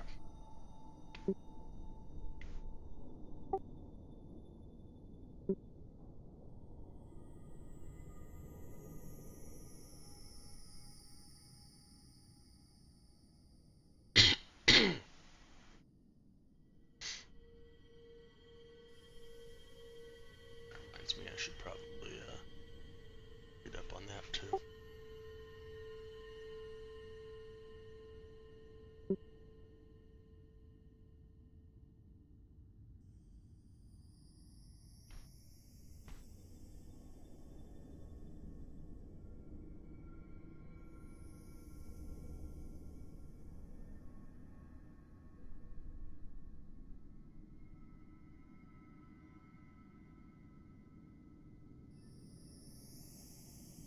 Which what were?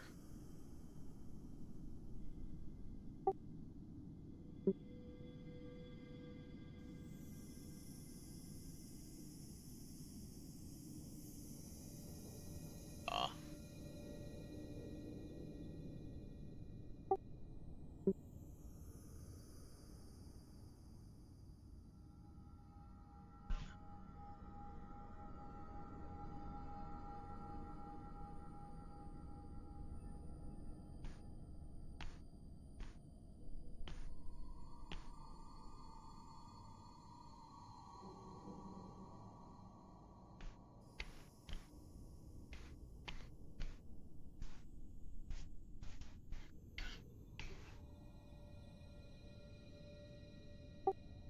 Speaking of which, are you guys gonna switch armor with your car, like we talked about? Gotcha.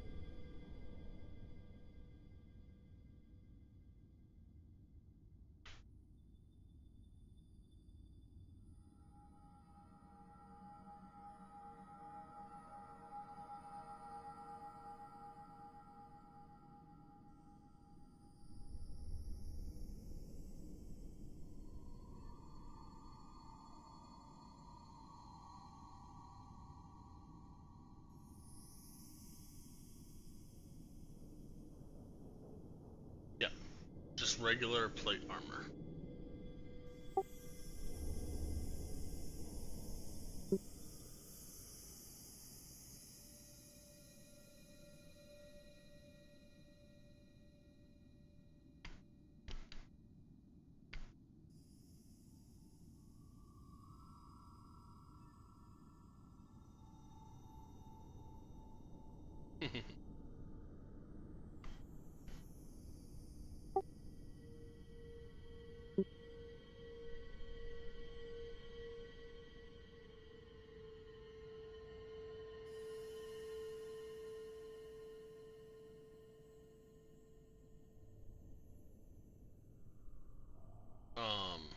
Just a sec.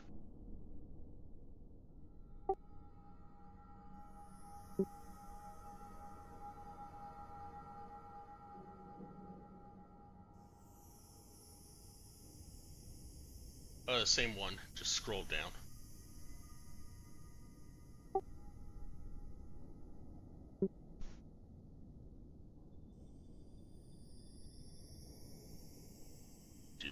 Back down to the bottom.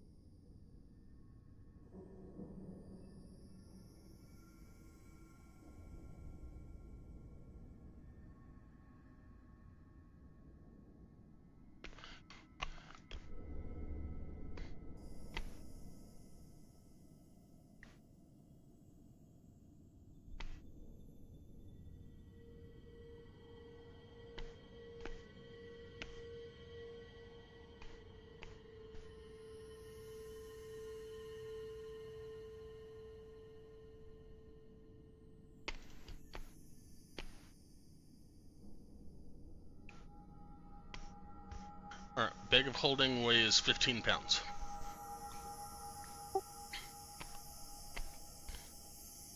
Alright, Xerophon will pick up and put on one of the sets of plate armor.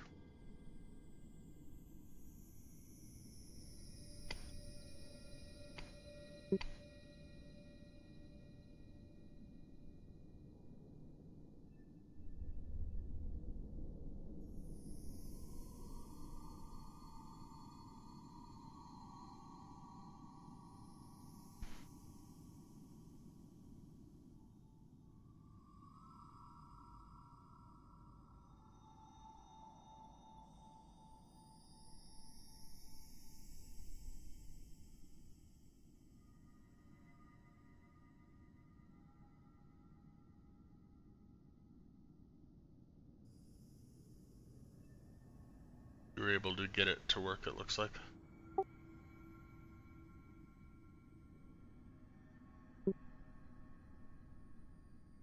Dirt car. Looks like it works for you. Looks like you were able to get it to work.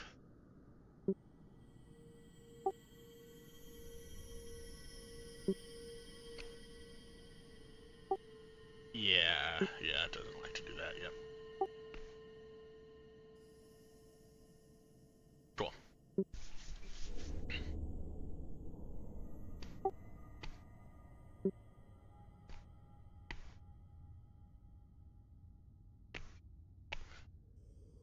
Alright, there was something in here, and I can't find where it was.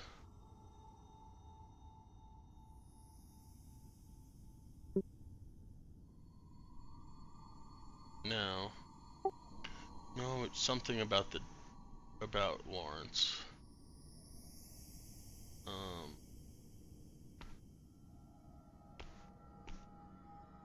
Oh, here it is. It's on a different sheet. That's why.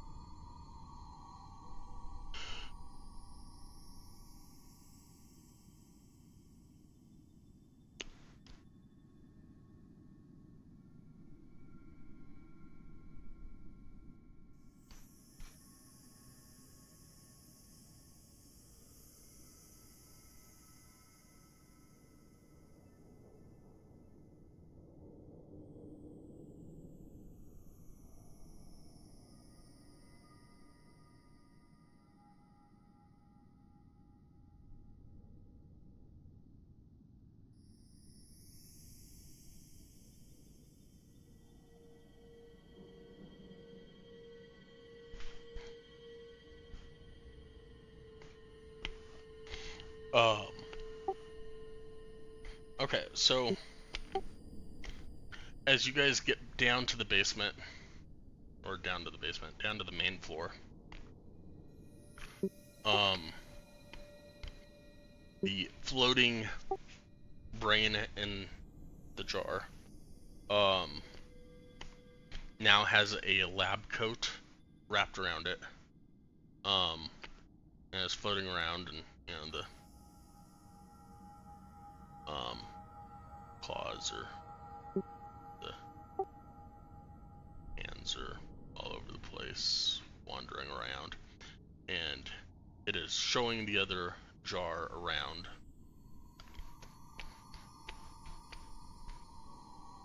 I'll say that the other jar has now also has a face painted on it.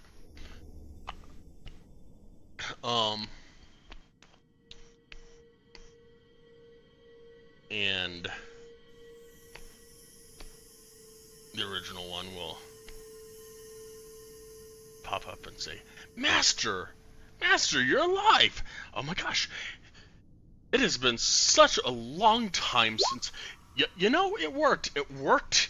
2,000 years has come and gone, and you have never looked better. You have never looked better, and I am still here, and your new friends here, they have helped me, and look, we have a new addition to the family. Look, we have another brain in a jar. It's amazing. It's amazing. Is it not amazing? Oh my gosh.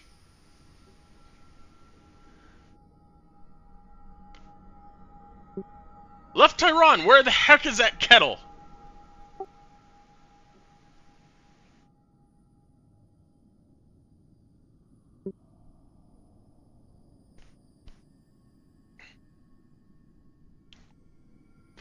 He just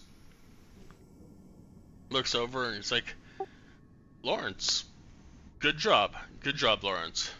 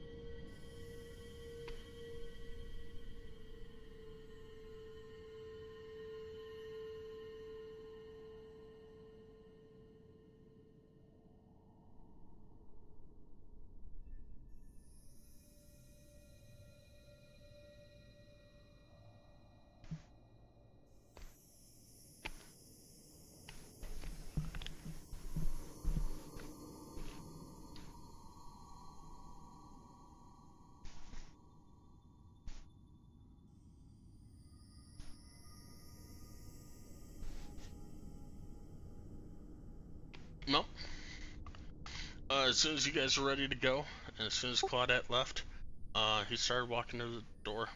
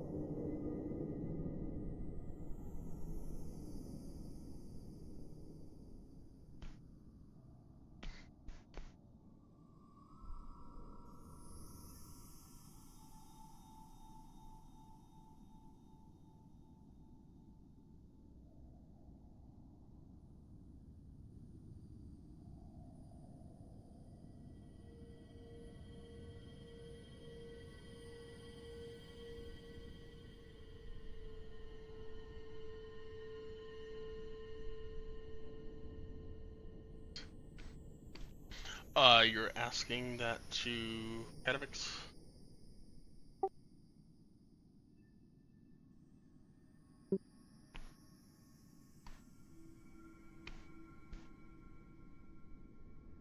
Suck.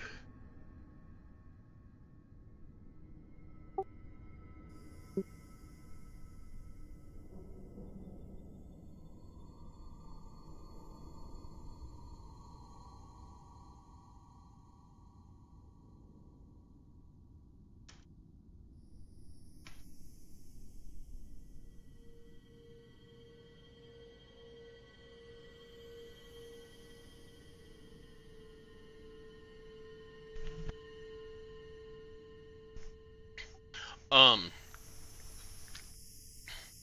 he will say that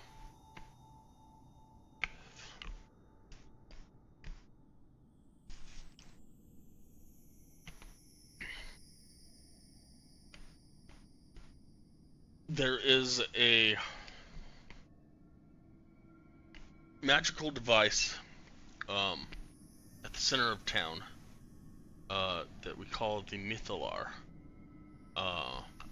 which stores magical energy and powers the city.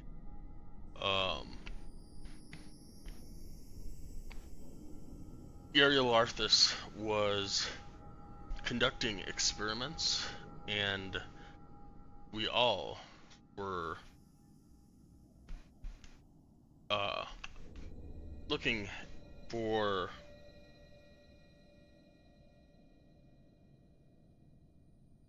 artifacts of arcane significance. Ariel Arthas was looking for things that would improve our position within the world and within the city and within other worlds as well.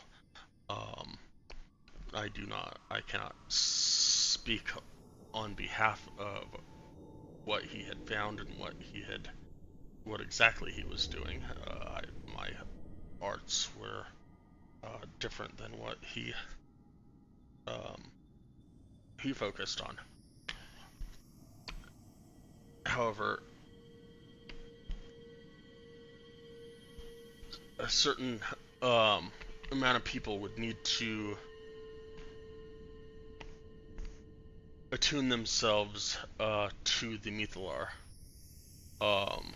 to control it, and with that control, they would be able to raise the city.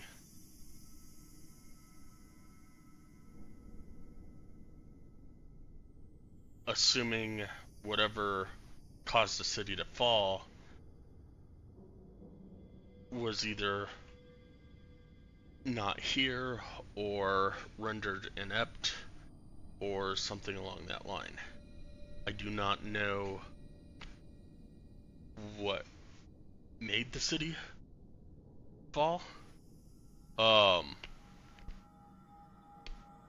So I don't know if it can be raised again, or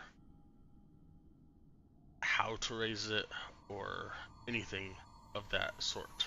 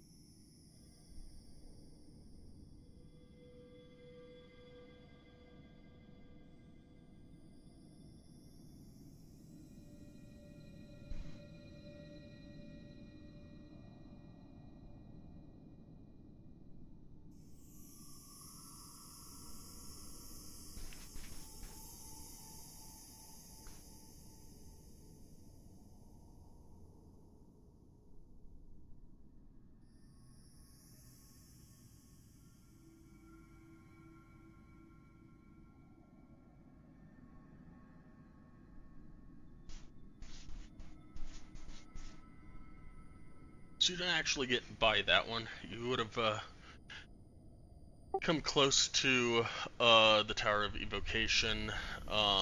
You'd have come close to the theater. Mind you, like, the measurement on these maps are really weird, so, you know, it is not 35 feet from the Tower of Enchantment to the Tower of Illusion. It's, yeah, it's not even yards. So, measurement's way off, but, not miles either, but it is definitely not feet. So, you did not, from there, you'd have gone something along the lines of that. Sure, that would work.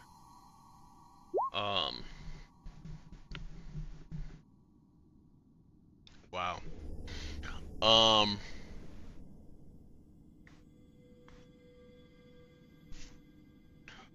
As you approach the tower, pink light from a symbol near the top of the tower casts a strange glow on the glacial wall behind it.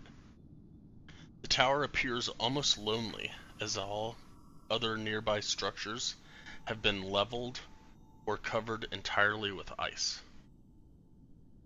An arched entryway leads into the base of the tower. Arden, Durkar, and Claudette, if you would like, you can give me an Arcana check.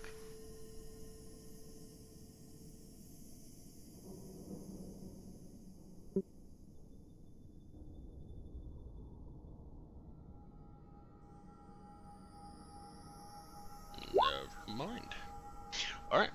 Illiken, with being proficient in Arcana, you will definitely recognize the arcane sigil of enchantment upon the tower.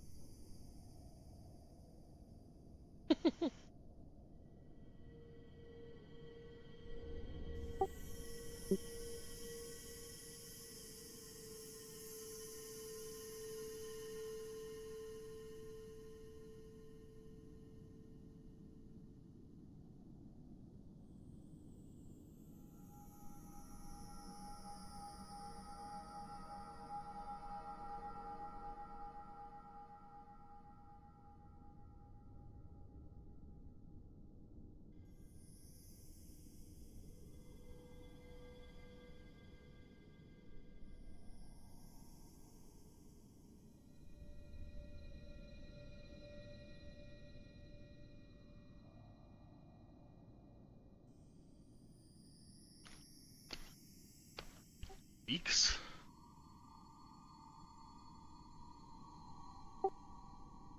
We're going with weeks?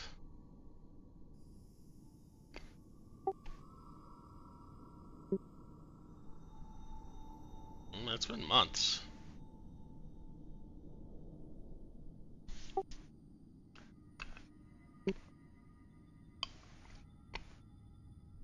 It's been months. It's been months.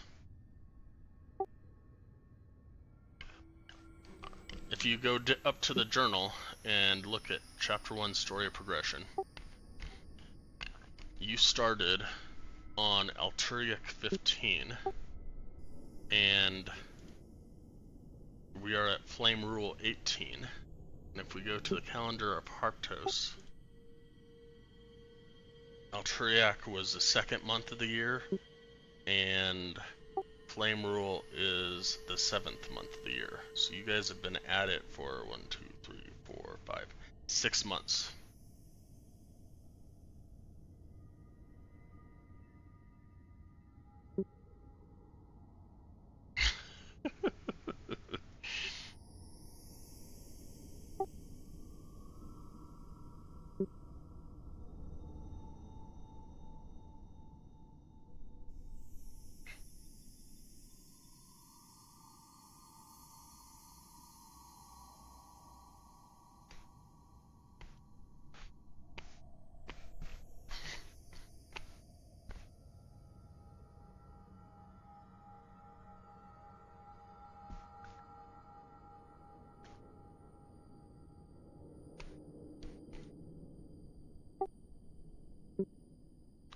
Ward off of some enchantment.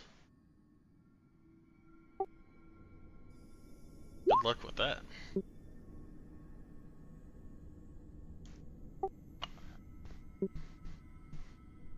Guess you're screwed. Alright,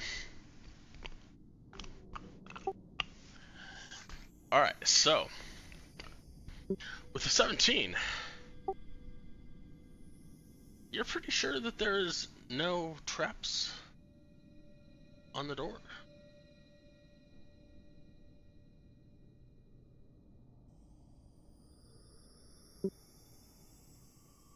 You open the door.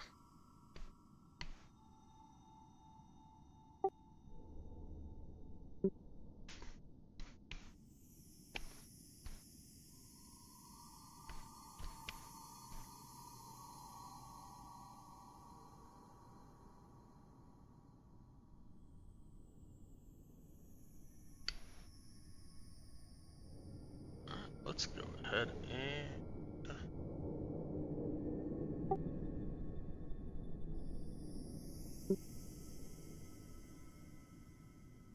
get y'all over there.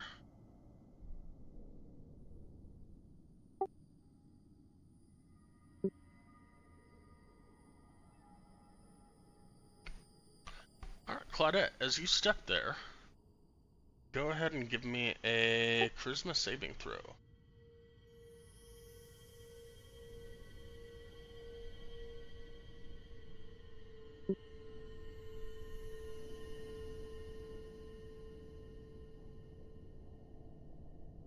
Alrighty.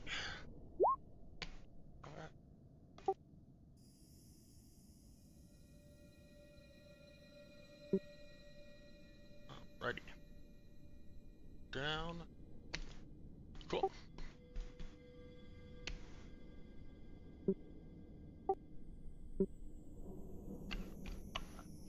Arden, as you step there, give me a charisma saving throw.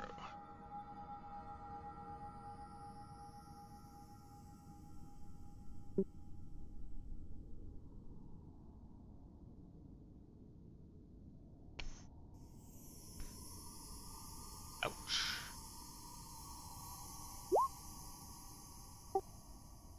I don't have anything on yours. Add it. Alright, Claudette, stay where you're at the moment, please.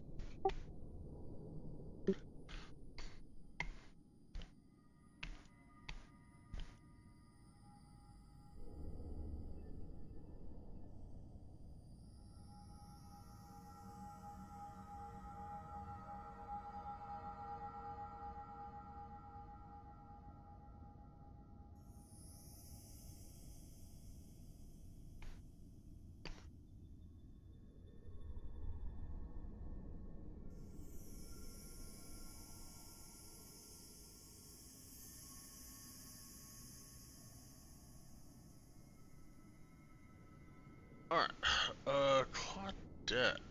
Let's see here.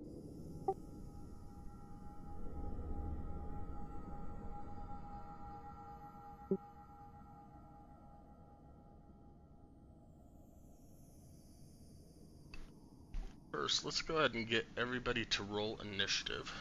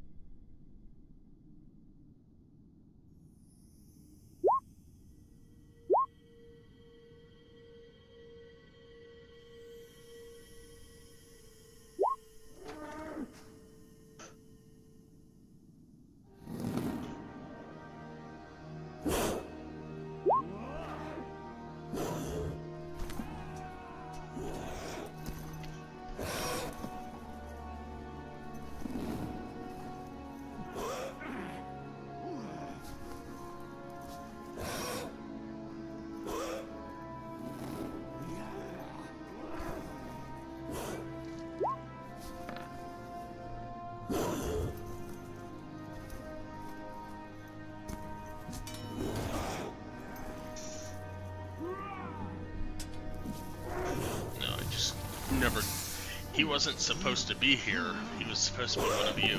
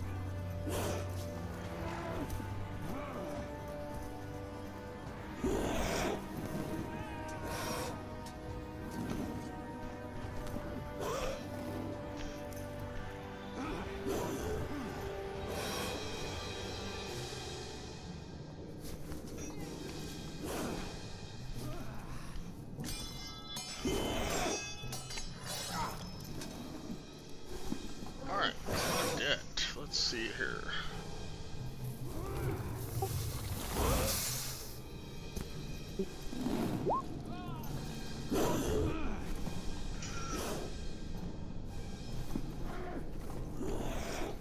Uh, 22 or 16?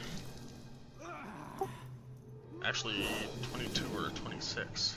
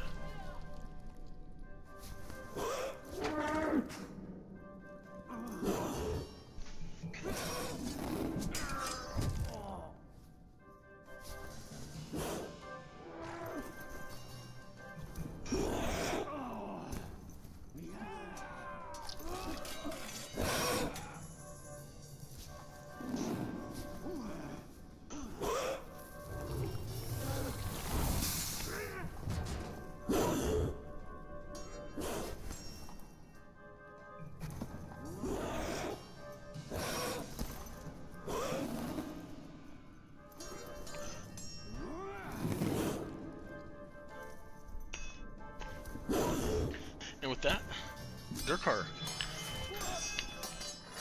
you hear a, I don't know, I'm guessing a yelp or something as Claudette steps on starts to walk across a carpet in the middle of the room, and gets hit and bit. What's that?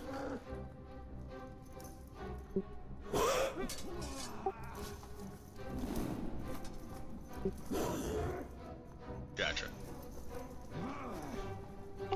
Yeah, so he got a 2 and he got a 20. And the .1 is the dexterity.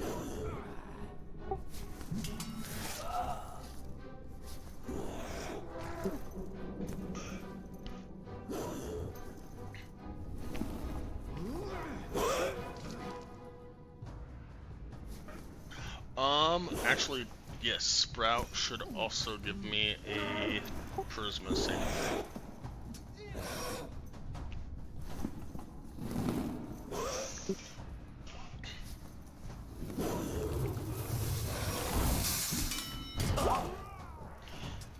And on an NPC sheet, I do not know how to do this.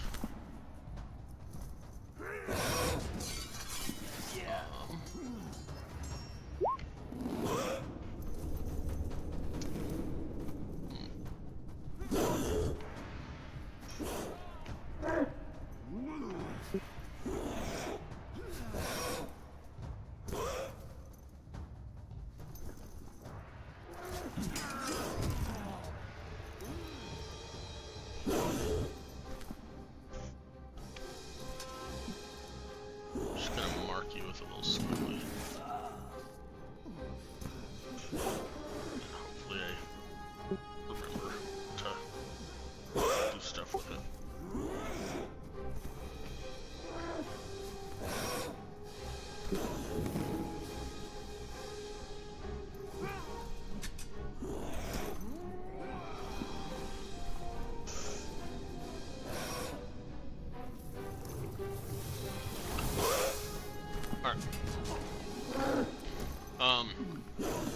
Sprout notices that there is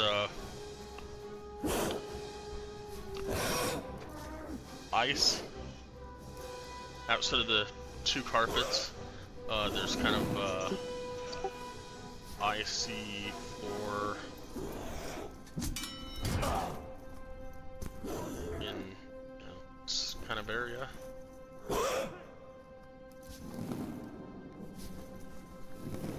But outside of that, there's the 2 carpets, which one of them just lashed out at Claudette.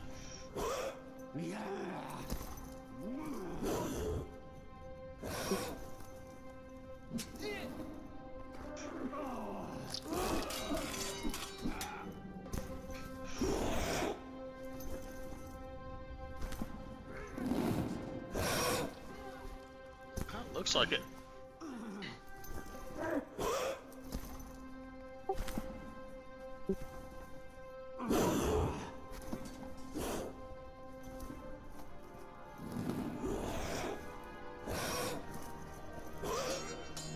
I mean, are you resistant piercing?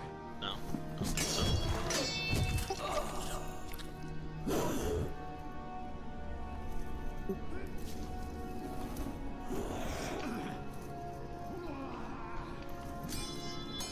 Oh no,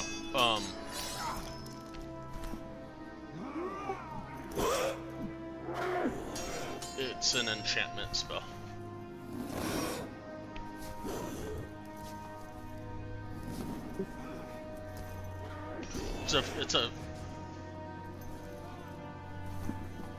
It doesn't know how it's affected, but it's affected by something.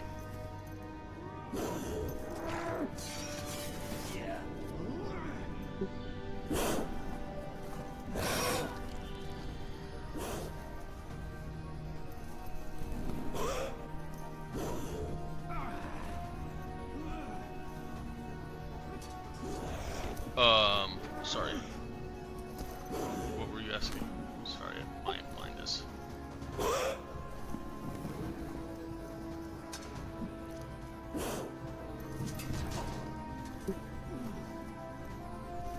Gotcha.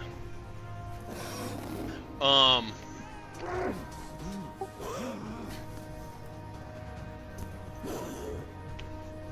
sure he would probably say something. I'm not sure what to tell you.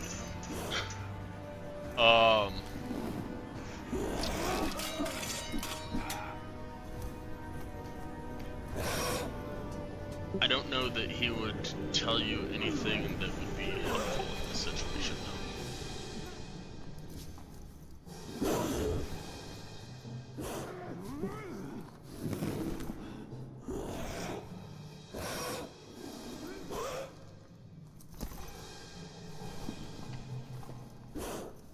They have not taken any damage or gotten an attack.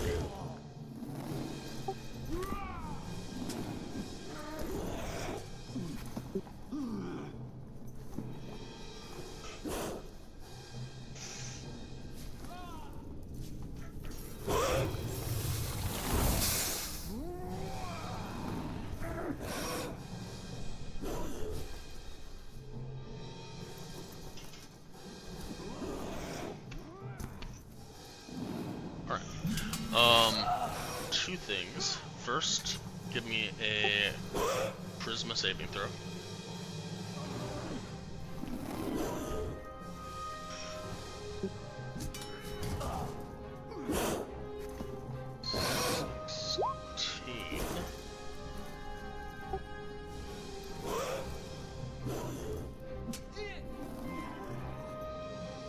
Alright. And then give me an acrobatics check. As you get to right where you're at.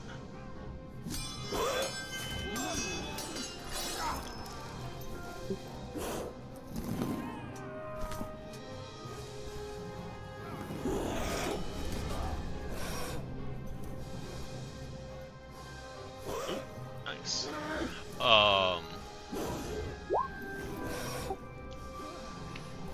It is slippery right where you're at, but you manage to stay on your feet.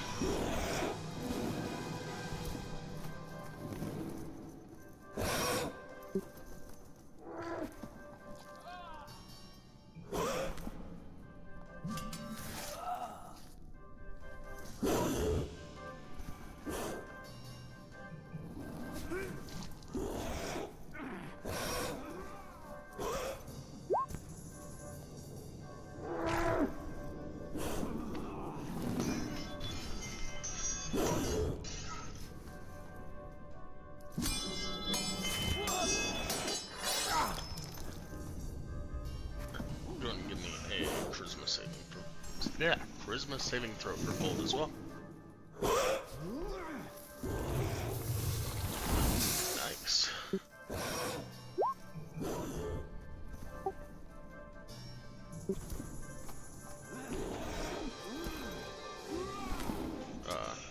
Or give yourself 11 hit points.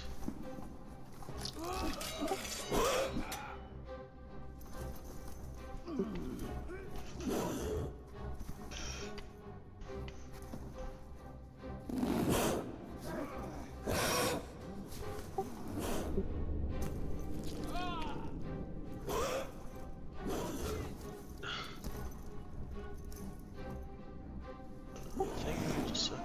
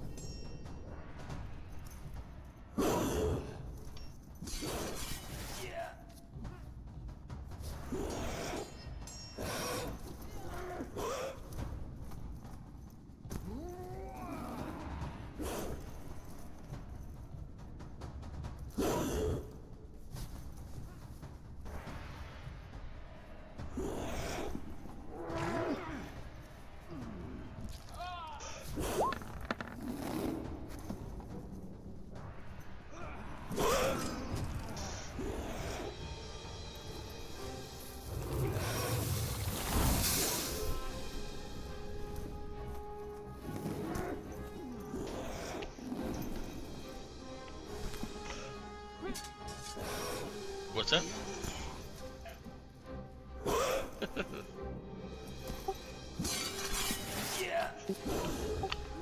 He's not taking over.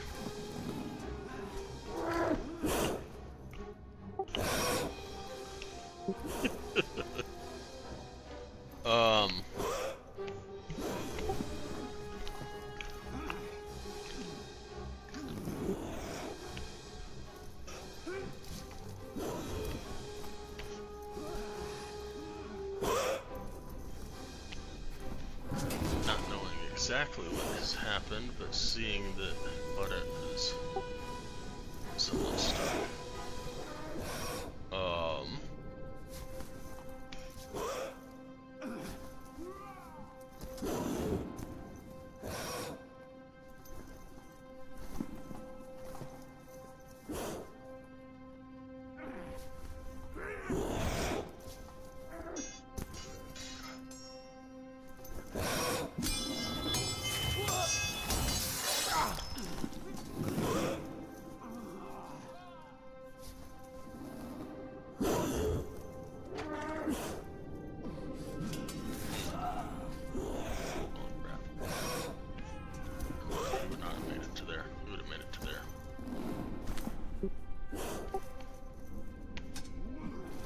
What's that?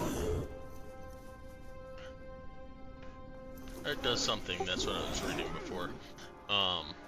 It doesn't do what I was thinking it would do.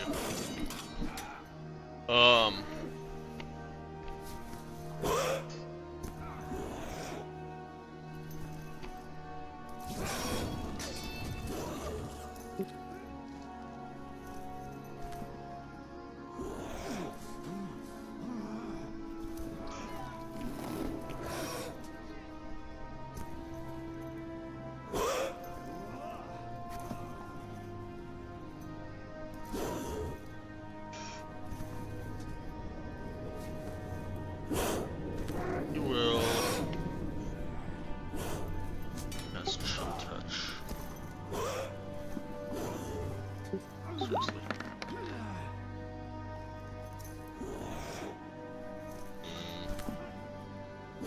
That is not supposed to be there.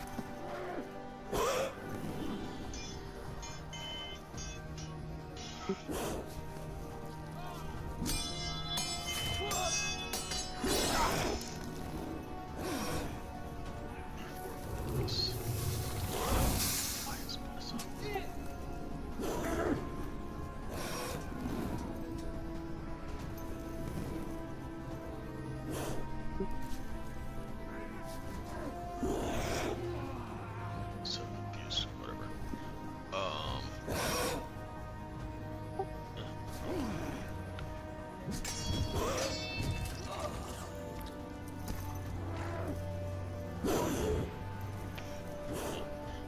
It misses, whatever. It's trying to attack the carpet.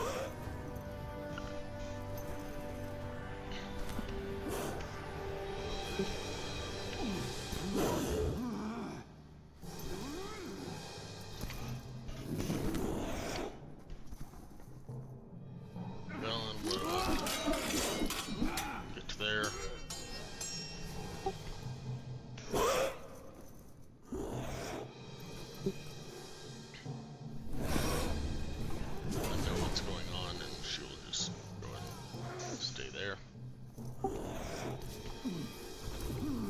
Pardon? You were up.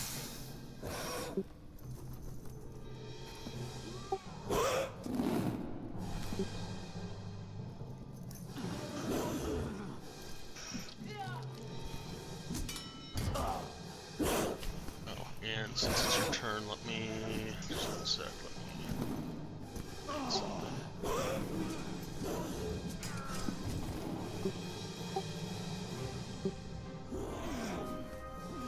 Should have done this for Durkar as well, but.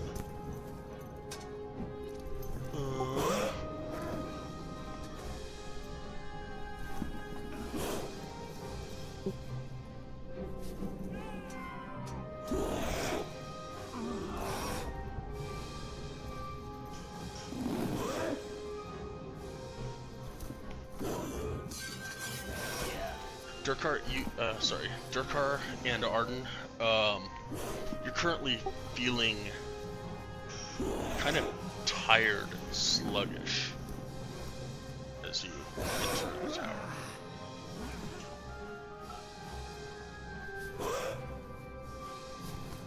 And honestly, Claudette, you are too. Which I was going to tell you on your turn.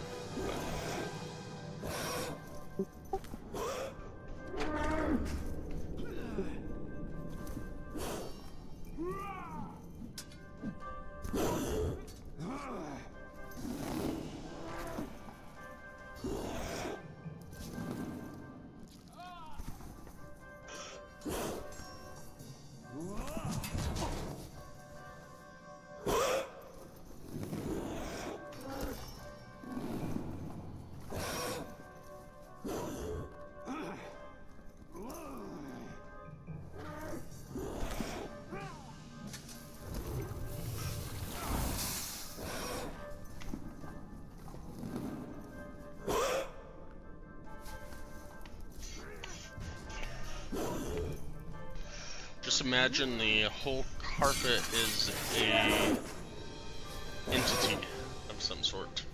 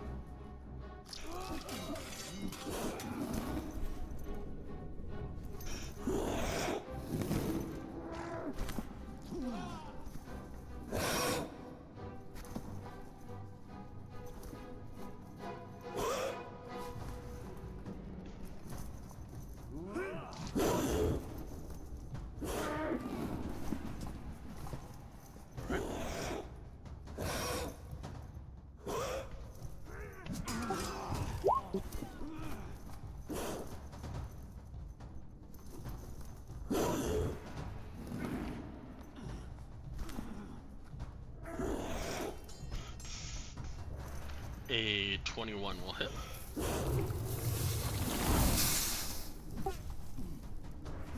Are you marking this favored foe? Okay.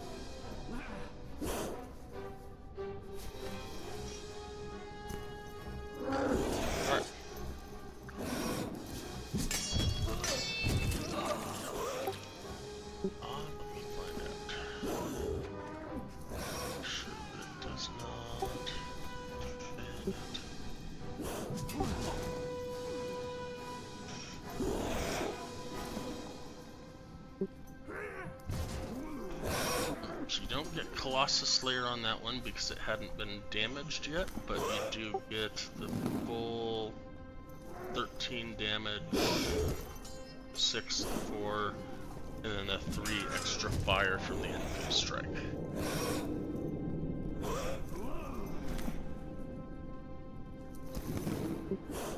Yep. You put a hole in that carpet.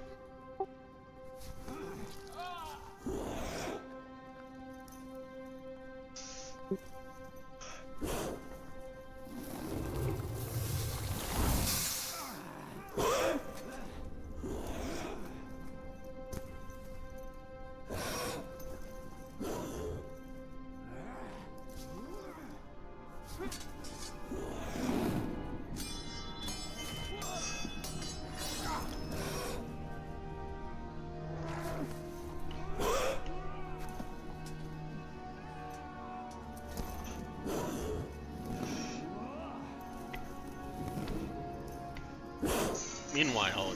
You shot it, and Illiken just let it have some fire damage, thinking, oh, maybe, just maybe,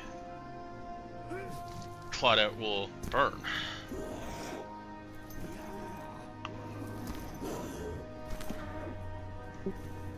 That does not look right. That is weird.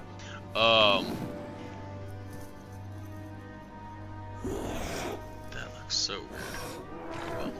Well, 14 plus 2 minus 2. Well, it's plus 2 for your archery, but minus 2 for your bane because you're feeling tired. So it is still a 16. And the 16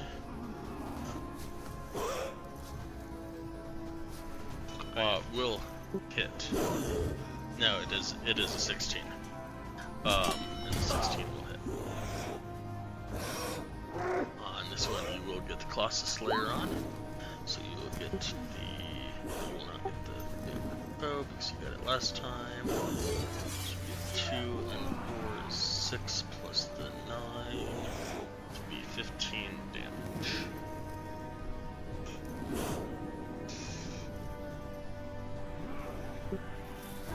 Anything else, sir?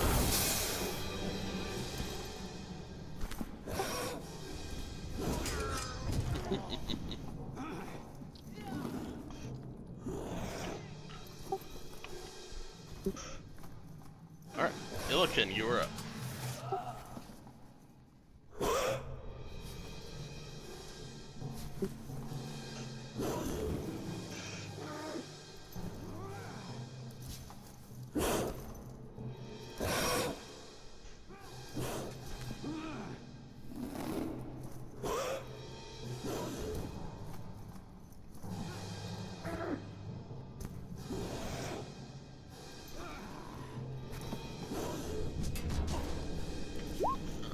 Attacking a 20. Roll me a d4. Actually, it's not gonna matter. A 9. Anywhere from a 19 and a 23 will hit. So.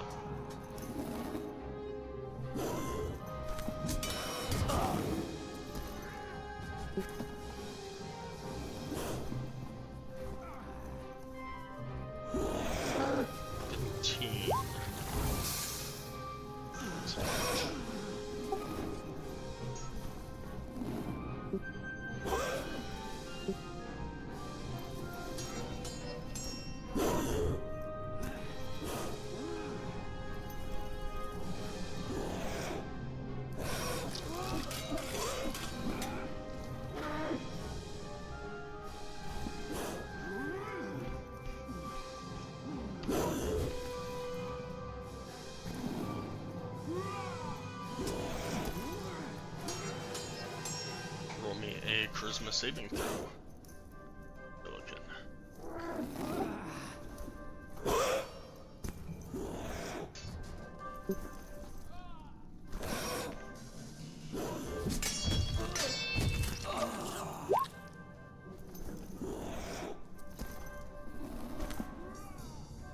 Sick, I gotta add Bane to your thing, but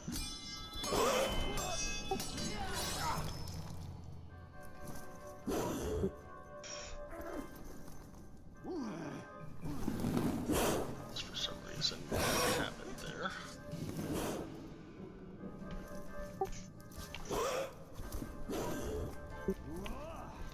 Illiken, as you enter this tower, subconsciously, you have the energy that heightens your senses.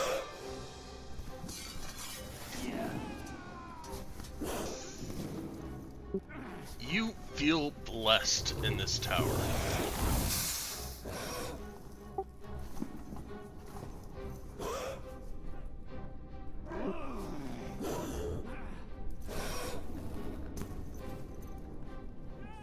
I have select blessed on your paperwork.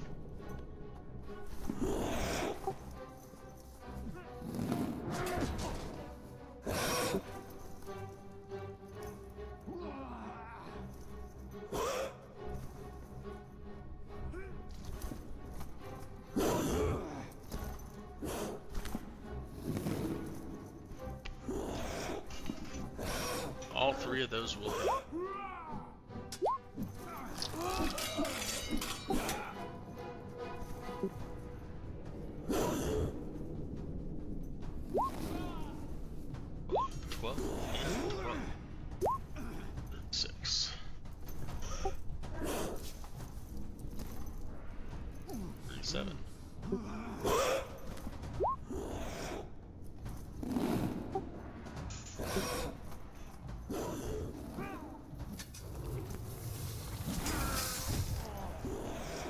Anything else for you?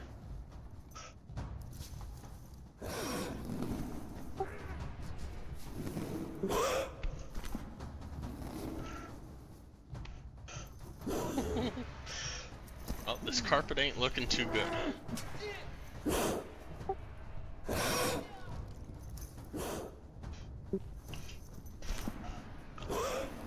Claudette, you are up.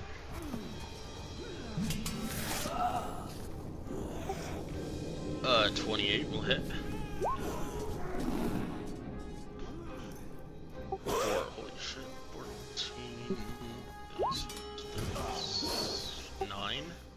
39. How do you kill this mimic?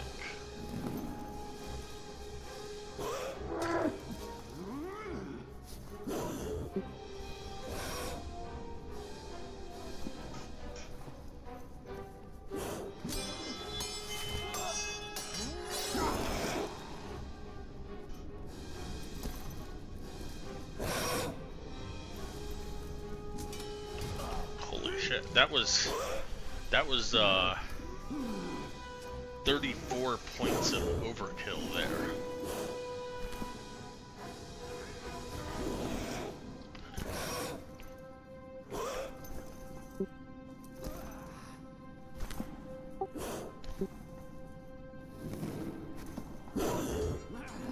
It's a good question, but that is a question for next week because we are at 607.